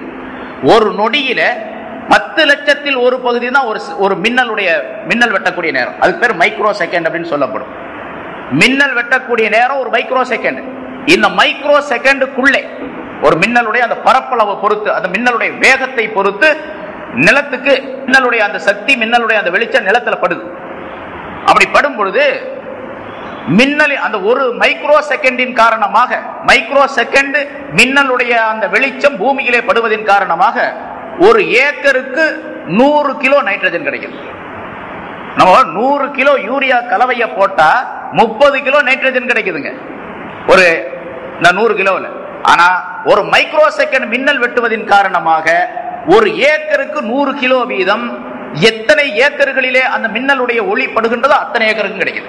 அப்படின்னு சொன்னா மின்னல்னால எவ்வளவு லாபம் பாருங்க. இது மனிதன் தன்னுடைய சக்தியினால் உண்டாக்கி கொள்ள முடியாது. இப்ப அல்லாஹ் தஆலா மழையை மட்டும் பெய்ய வைக்கல, மழையை மட்டும் பெய்ய வைத்து இந்த பூமியை வாழ வைக்கவில்லை, பயிரை உண்டாக்கவில்லை. மழைக்கு முன்னதாகவே அல்லாஹ் தஆலா அந்த மின்னலை அனுப்பி அதன் காரணமாக அல்லாஹ் தஆலா ஏராளமான நன்மைகளை மனிதனுக்கு தருகின்றான். நமக்கு தான் லாபம். அது பயிர் விளையிறதுக்கு நைட்ரஜன் கட்டாயம் தேவை, இல்லைன்னா பயிரெல்லாம் சாவி மாதிரி ஆகி போடும், அதாவது சூகையாக ஆகி போயிடும். அதுல செழிப்பான நிலை இருக்காது. நெல் விளையும், ஆனா அதுல கனம் இருக்காது. நெல் விளையும், ஒரு மூட்டை நெல்ல நிறுத்து பார்த்தோம்னு சொன்னா நைட்ரஜன் இல்லாத சூழ்நிலையில அந்த நெல் விளையுதுன்னு சொன்னா ஒரு மூட்டை நிறைய நெல்லை வச்சு நிறுத்து பார்த்தோம்னு சொன்னா 20 கிலோ தான் இருக்கும், அல்லது 30 கிலோ தான் இருக்கும். அந்த வெயிட் இல்லாம போயிடும். அந்த வெயிட்டை அதற்கு கொடுத்து அதுல சத்துக்களை உண்டாக்கக்கூடிய தன்மையை இந்த நைட்ரஜன் மூலமாக அல்லாஹ் தஆலா வைத்திருக்கின்றான். அது மின்னலின் மூலமாக அதிகமாக கிடைக்குது. இப்படி அந்த மேகத்தை உண்டாக்கி வைத்து அல்லாஹ் தஆலா எவ்வளவு அற்புதமானது. மின்னுக்கெல்லாம் பின்னுக்கு மழை அப்படின்னு சொல்லி தமிழ்ல ஒரு பழமொழி சொல்லுவாங்க. மின்னுக்கெல்லாம், அதாவது மின்னக்கூடிய நேரத்தில் எல்லாம் அதற்கு பின்னால் மழை இருக்குது அப்படின்னு அர்த்தம். மின்னக்கூடிய நேரங்களில் எல்லாம் அதற்கு பின்னால் மழை வரும் என்று பொருள். அது அல்லாஹ் தஆலா அவ்வளவு. ஆனா அதே நேரத்தில் இப்படி லாபம் தரக்கூடிய இந்த மின்னலின் மூலமாக சில தீமைகளையும் அல்லாஹ் தஆலா உண்டாக்கி வச்சிருக்கிறான். தீமைகள் என்று சொன்னால் அது அல்லாஹ் தஆலாவுடைய சக்தியை விளக்கக்கூடியதாக அமைத்து வைத்திருக்கிறது. மின்னல் வெளிச்சம் தருது, ஆனால் அதே நேரத்தில் மின்னல் வெட்டக்கூடிய நேரத்தில் அந்த 2 சக்திகளும் மோதக்கூடிய நேரத்தில் ஒளி ஏற்படுகின்றது. அந்த நேரத்தில் அந்த இடத்தில் இருக்கக்கூடிய கரண்டுடைய அளவு எவ்வளவு தெரியுங்களா? 33,000 சென்டிகிரேட் உஷ்ணம். 33,000 சென்டிகிரேடுடைய உஷ்ணத்தை ஒரு மின்னல் வெளிப்படுத்துகின்றது. சூரியன் இருக்குது, சூரியனுடைய மேற்பரப்பிலே உட்பகுதியில் இருக்கக்கூடிய அதனுடைய உஷ்ணம் ரொம்ப கடுமையானது. சூரியனுடைய ஜெர்ம் அந்த மேல் பகுதியில் இருக்கக்கூடிய உஷ்ணத்தினுடைய அளவு 66,000 சென்டிகிரேட் என்பதாக விஞ்ஞானிகள் குறிப்பிடுகின்றார்கள். சூரியனுடைய மேல் பகுதியில் இருக்கக்கூடிய உஷ்ணத்தினுடைய அளவு 66,000 சென்டிகிரேட். இப்ப நம்ம 100 சென்டிகிரேட் வந்துச்சு அப்படின்னு சொன்னா 100 வந்துருச்சு, 110 வந்துச்சுன்னு சொன்னா கடுமையான வெயிலுங்க தடவை அப்படின்னு சொல்றோம். அரபு நாட்டுக்கெல்லாம் போனா 110, 115, 120 வரைக்கும் வருது. சமயத்துல ஜூலை மாசம்லாம் போனீங்கன்னு சொன்னா கடுமையான காத்து அடிக்கும், முகத்தெல்லாம் தீச்சு போடுற மாதிரி இருக்கும். அங்க அவங்க அந்த இடத்துல பாத்தீங்கன்னு சொன்னா 110, 115, 120 வரைக்கும் வருது. அது மனிதன் அவ்வளவுதான் தாங்க முடியாது, இதுக்கு மேல தாங்க முடியாது. 130 வந்துச்சுன்னா இறந்து போயிடுவான். ஆனா அந்த சூரியனிலிருந்து வரக்கூடிய சூரியனுடைய மேற்பகுதியில் இருக்கக்கூடியது 66,000 சென்டிகிரேட். மின்னலுடைய மேற்பரப்பில் இருக்கக்கூடிய மின்னல் வெட்டி ஆரம்ப நிலையத்தில் இங்க வரக்கூடிய நேரத்தில் இல்ல, ஆரம்ப நிலையில அதனுடைய அளவு 33,000 சென்டிகிரேட். இப்ப அது அதனுடைய வேகம் சீக்கிரமாக வந்து சேர்வதன் காரணமாக இங்க வந்தவுடனே அந்த உஷ்ணங்கள் எல்லாம் குறைஞ்சு போகுது. இருந்தாலும் அந்த நேரத்திலும் அந்த மின்னல் தாக்கக்கூடிய நேரத்தில் மனிதன் இறந்து போயிடறான். மின்னல் தாக்கி இடி விழுந்து மௌத்தா போயிடறான் அப்படின்னு சொல்றாங்க. இடி விழுந்து மௌத்தாகிறது இல்ல, மின்னல் தாக்கி மௌத்தாகிறதா இடி விழுந்து அப்படின்னு சொல்றோம். நம்ம இடி விழுகிறதெல்லாம் ஒண்ணும் கிடையாது. இடிங்கிறது ஒரு சவுண்ட், அதுதான் சத்தம். அந்த சத்தம் பல்வேறு விதமான சூழ்நிலைகள்ல இருக்கும். பயங்கரமா இருக்கும், கொஞ்சம் கம்மியா இருக்கும், கூடுதலா இருக்கும், அது வேற விஷயம். இடி தாக்கி மின்னல் தாக்கித்தான் மனிதன் இறந்து விடுவது. மின்னல் தாக்குவதன் காரணமாக மனிதன் மட்டுமல்ல, உலகத்தில் உள்ள பல்வேறு பொருள்கள். இப்போ ஆப்பிரிக்கா காடுகள்ல, அமெரிக்காவில் சில ஊர்கள்ல முன்னாலும் கூட போட்டிருந்தான் பார்க்கலாம். ஒரு காட்டு பகுதியில மின்னல் தாக்கியதின் காரணமாக அந்த காட்டில் இருக்கிற எல்லா மரங்களும் ஒரு சில வினாடிகள்ல எரிஞ்சு போச்சு. அது 10,000 ஏக்கர் பரப்பில் உள்ள அத்தனை மரங்களும் ஒரு சில வினாடிகள்ல மின்னல் பட்டு எரிஞ்சு போச்சு. அப்ப மின்னல் தாக்குவதின் காரணமாக நான் கூட நானே பார்த்திருக்கிறேன். நான் ஊட்டியில கொஞ்ச நாள் இருந்திருக்கிறேன். அப்ப அங்க பார்க்கும்போது சில நேரங்கள்ல மரம் பத்திக்கிட்டு எரியும், பச்சை மரம் எரிஞ்சுக்கிட்டே இருக்கு. அதாவது மழை பெய்யக்கூடிய நேரத்துல எப்படி மின்னல் இடி விழக்கூடிய இருக்கக்கூடியது, இடி உழுதுருச்சு அப்படின்னு சொல்லுவோம் நம்ம சின்ன பிள்ளையா இருக்கும்போது. அதை பார்த்தா அது என்னன்னு கேட்டா மின்னல் தாக்குவதின் காரணமாக எரிஞ்சுக்கிட்டு இருக்கு, பச்சை மரம் எரிஞ்சுக்கிட்டு இருக்கு. இது மின்னலுடையது. ஆக மின்னலினால அல்லாஹ் இதை சரி எதுக்காக வேண்டிய அல்லாஹால இவ்வளவு பெரிய சக்தியை வச்சிருக்கிறான், அதுல இவ்வளவு பெரிய அழிவுக்குரிய நிலையை வச்சிருக்கிறான், அல்லாஹை உணர வேண்டும் என்பதற்காக வேண்டும். அல்லாஹ் தன்னை பற்றி மனிதன் தெரிந்து கொள்ள வேண்டும் அவனே. அதனாலதான் அல்லாஹுவை அடுத்து இருக்கக்கூடிய அல்லாஹ் தாலாவுக்கு நெருக்கமாக இருக்கக்கூடிய மலக்குகள் எல்லாம் பயப்படுறாங்க. அது வந்த உடனே இடி மின்னல் ஏற்படும். சரி, அந்த மின்னலும் இடியும் இருக்கின்றதே, அதுவே அல்லாஹ்வை புகழுகின்றதே. இடி மின்னல் வரும் பொழுது வெறுமனே அது இடி சத்தம் மட்டுமல்ல, வெறும் ஒளி மட்டுமல்ல, ஒளியின் மூலமாக ஏற்படக்கூடியது அல்லாஹ்வுடைய தஸ்பீஹ் என்பதாக சொல்லுகின்றார். இப்ப அதுவே தஸ்பீஹ் செய்யும் போது அதிலிருந்து பலனை பெறக்கூடிய மனிதன் எவ்வளவு தஸ்பீஹ் செய்யணும் அப்படிங்கிறதையும் அல்லாஹ் தஆலா உணர்த்துகின்றார். இங்கே முனாஃபிகீன்களுக்கு இப்படிப்பட்ட பல்வேறு விஷயங்களை அல்லாஹ் தஆலா முனாஃபிகீன்களுக்கு உதாரணமாக சொல்லி காட்டி இந்த பல்வேறு விஷயங்களை அல்லாஹ் தஆலா நமக்கு விளக்குகின்றார். இப்படி முனாஃபிகீன்களுக்கு உதாரணத்தை சொல்லி காட்டுவதன் மூலமாக அல்லாஹ் மூமினான மனிதர்களுக்கு எச்சரிக்கை செய்கின்றான். இந்த முனாஃபிகீன்களை போன்று வெளித்தோற்றத்திலே நடிக்கக்கூடியவர்களாக, அந்தரங்கத்திலே அல்லாஹ்வை மறந்து வாழக்கூடியவர்களாக, பயமில்லாதவர்களாக இருக்கக்கூடாது என்பதை அல்லாஹ் தஆலா எச்சரிக்கை செய்கின்றான். இப்ப நாம் ஒவ்வொருவரும் சிந்தித்து பார்க்க வேண்டும், நம்முடைய கல்வி எப்படி இருக்கின்றது? நாம் உண்மையிலேயே அல்லாஹ்வுடைய கட்டளைகளை முழுமையாக ஏற்றுக்கொண்டு செயலாற்றக்கூடிய தன்மை உடையவர்களாக இருக்கின்றோமா, அல்லது குஃப்ரிலிருந்து ஏதாவது சில வகைகள், சில தன்மைகள், நிஃபாக்கில் இருந்து ஏதாவது சில தன்மைகள் நம்மிடத்தில் இருக்கின்றனவா அப்படிங்கிறதுல சிந்தித்து பார்க்க வேண்டும் என்பதையும் அல்லாஹ் தஆலா சுட்டிக்காட்டி, அப்படி ஏதாவது தன்மைகள் நம்மிடத்தில் இருந்தால் அதை உடனடியாக நீக்கிக் கொள்ள வேண்டும் என்பதையும் அல்லாஹ் இங்கே எச்சரிக்கை செய்யும். இல்லாவிட்டால் அவர்களுக்கு என்ன தண்டனை கொடுக்கப்படும் என்பதாக சொல்லி இருக்கின்றானோ, அல்லாஹ் இன்னல்லாஹ அலா குல்லி ஷைஇன் கதீர், அல்லாஹ் தஆலா எல்லா பொருள்களிலும் சக்தி பெற்றவன் என்பதாக சொல்லுகின்றான். அதற்கு முன்னதாக வலவ் ஷா அல்லாஹ் லதஹப பிஸம்இஹிம் வ அப்சாரிஹிம், அல்லாஹ் தஆலா நாடினால் அவருடைய கேள்வி புலன்களை, அவருடைய பார்வைகளை போக்கி விடுவார் என்பதாக சொல்லுகின்றான். முதல்ல சொன்னா அல்லாஹ் தஆலா அவர்களுக்கு உண்மையிலேயே அவர்கள் அந்தரங்க குருடர்களாக, ஊமையர்களாக, செவிடர்களாக இருக்கின்றார்கள் என்பதாக சொன்னான். கல்பு சம்பந்தப்பட்ட விஷயத்தில் வெளித்தோட்டத்திலும் அவர்கள் குருடர்களாக, செவிடர்களாக ஆக்கிவிட முடியும் என்பதாக அல்லாஹ் தஆலா சொல்லுகின்றான். இதே தண்டனை மூமினான மனிதர்களுக்கும் கிடைக்கும், அந்த முனாஃபிகீன்களை போன்று வாழக்கூடிய சூழ்நிலை ஏற்பட்டு விட்டால் என்பதையும் அல்லாஹ் தஆலா நமக்கு எச்சரிக்கை செய்யணும். நம்மள ரொம்ப பேர் அப்படியே இருக்கிறாங்க. வெளித்தோட்டத்துல பார்த்தா நல்லா இருக்குது, பெரிய தாடி வச்சிருப்பாரு, ஜுப்பா போட்டுப்பாரு என்ன மாதிரி, ஆனா உள்ள பார்த்தா ஒண்ணுமே இருக்காது. எல்லா விதமான கெட்ட செயல்களும் அவரிடத்துல இருக்கு. அப்படி சில மனிதர்கள் நம்ம பார்க்கணும். இவர்கள் எல்லாம் அவர்களுக்கெல்லாம் அல்லாஹ் தஆலா எச்சரிக்கை செய்யணும். அவர்கள் எல்லாம் பயந்து கொள்ள வேண்டும். இந்த ஆயத்தை கேட்டவுடனே, இந்த ஆயத்தை பார்த்த உடனே, இந்த விளக்கத்தை தெரிந்தவுடனே. வெளித்தோற்றத்தில் மட்டும் இருப்பது அல்லாஹ் தஆலாவிடத்தில் லாபமே தராது. முனாஃபிகீன்கள் தொழுதாங்க, நோன்பு வச்சாங்க, போருக்கு போனாங்க, ரசூலுல்லாஹ்வோட ஹஜ்ஜுக்கும் போனாங்க, எல்லா வேலையும் செஞ்சாங்க. ரசூலுல்லாஹி ஸல்லல்லாஹு அலைஹி வஸல்லம் அவர்களோடவே இருந்தாங்க. எவ்வளவு பெரிய பாக்கியம் அது, நபியோட இருக்கிறது. அவ்வளவு பெரிய பாக்கியத்தை பெற்றவர்களும் கூட அந்தரங்கத்திலே இந்த நிலைகள் எல்லாம் இல்லாததின் காரணமாக அவர்களுக்கு கடுமையான எவ்வளவு தண்டனை முன்னால சொல்லி காட்டின. முனாஃபிகீன்களுக்கு தான் நரகத்திலேயே கடுமையான தண்டனை முனாஃபிகீன்களுக்கு தான். இன்னல் முனாஃபிகீன ஃபித் தர்கில் அஸ்ஃபலி மினன் நார், நரகத்தினுடைய அடித்தளத்தில் இருப்பார்கள் என்று முனாஃபிகீன்களை பற்றி அல்லாஹ் தஆலா சொல்லி காட்டுகின்றார். காஃபிர்களுக்கெல்லாம் அதை விட கொஞ்சம் கம்மி தான் தண்டனை, முஷ்ரிக்குகளுக்கெல்லாம் அவர்களை விட அதிகமான தண்டனை, கடுமையான தண்டனை முனாஃபிகீன்களுக்கு கிடைக்கும். அதனால மூமின்களாக இருக்கக்கூடிய நாம் என்ன செய்யணும், வெளித்தோட்டத்தில் மட்டும் அப்படி இருந்து விடக்கூடாது. சில மனிதர்கள் அப்படி பார்க்கிறோம், நம்ம நல்ல வெளித்தோட்டத்துல பார்த்தா பெரிய அஜத் மாதிரி இருக்காரு, பெரிய ஜுபா போட்டிருக்காரு, தாடி வச்சிருக்காரு, உள்ள நிறைய ஏமாத்த வேலை எல்லாம் செய்யறாரு. அப்படி சில பேரை பார்க்கிறோம்.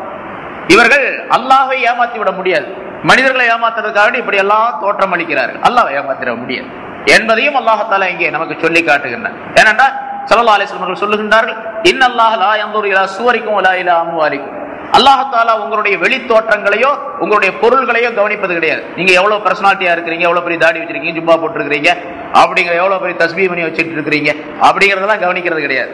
அதே மாதிரி வலா இலா அம்வாலிக்கும் உங்களுடைய பொருள்களையும் கவனிப்பது கிடையாது. நீங்க எவ்வளவு பெரிய பணக்காரரா இருக்கிறீங்க, எவ்வளவு பெரிய லேண்டாரா இருக்கிறீங்க, ஜமீன்தாரா இருக்கிறீங்க அப்படிங்கறதெல்லாம் கவனிக்கிறது இல்லை. வலாக்கின் யன்துரு இலா குலூபிக்கும் வ அஅமாலிக்கும், எனினும் உங்களுடைய உள்ளங்களையும் உங்களுடைய அமல்களையும் அல்லாஹ் தஆலா கவனிக்கின்றார். உள்ளம் எப்படி இருக்கின்றது, அதிலிருந்து வரக்கூடிய அமல்கள் எப்படி இருக்கின்றன அப்படிங்கறது மட்டும் கவனிக்கின்றார். அதனால உள்ளங்கள் சுத்தமா இருக்கணும். உள்ளம் சுத்தமாக இருந்து விட்டால், தெளிவாக இருந்து விட்டால், வெளி தோற்றமும் தெளிவாக இருக்கும், சுத்தமாக இருக்கும். அதனால உள்ளம் மட்டும் போதாது. அப்படி சில பேர் சொல்றாங்க, நான் மனசுலயே அல்லாஹ்வை நினைச்சுக்கிட்டே இருப்பாங்க அப்படின்னு சொல்லி. ஏங்க தொழுகிறது இல்ல? எப்ப பார்த்தாலும் எனக்கு அல்லாஹ்வுடைய திக்றதாக, அல்லாஹ்வை தவிர வேற யாரையும் நான் நினைக்கிறதே இல்லை.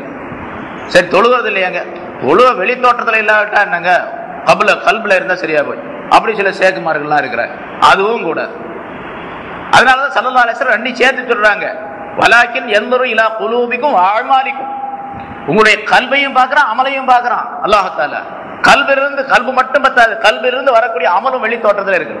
நான் மனசுலயே தொழுதுக்குவேன் அப்படின்னு சொல்றாரு ஒருத்தர், அது ஒத்துக்க. வெளி தோட்டத்தில் பள்ளிவாசலுக்கு வந்து தொழுகணும், அப்பதான் ஏற்றுக்கொள்ளப்படும். இது இந்த ஆயத்தின் மூலம் முனாஃபிக்குகளுக்கு எச்சரிக்கை செய்து அல்லாஹ் தஆலா நமக்கு பெரிய எச்சரிக்கை செய்கின்றான். நாம் வெளித்தோற்றத்தில் மட்டும் மூமின்களாக நடித்துக் கொண்டிருப்பது கூடாது. அந்த ரங்கத்திலே அல்லாஹ் தஆலாவிடத்திலே நெருக்கம் பெற்றவர்களாக ஆக வேண்டும் என்பதையும் அல்லாஹ் தஆலா சுட்டிக்காட்டுகின்றான். அத்தகைய நல்ல பண்புகளை நம் அனைவருக்கும் அல்லாஹ் தஆலா தந்தருள்.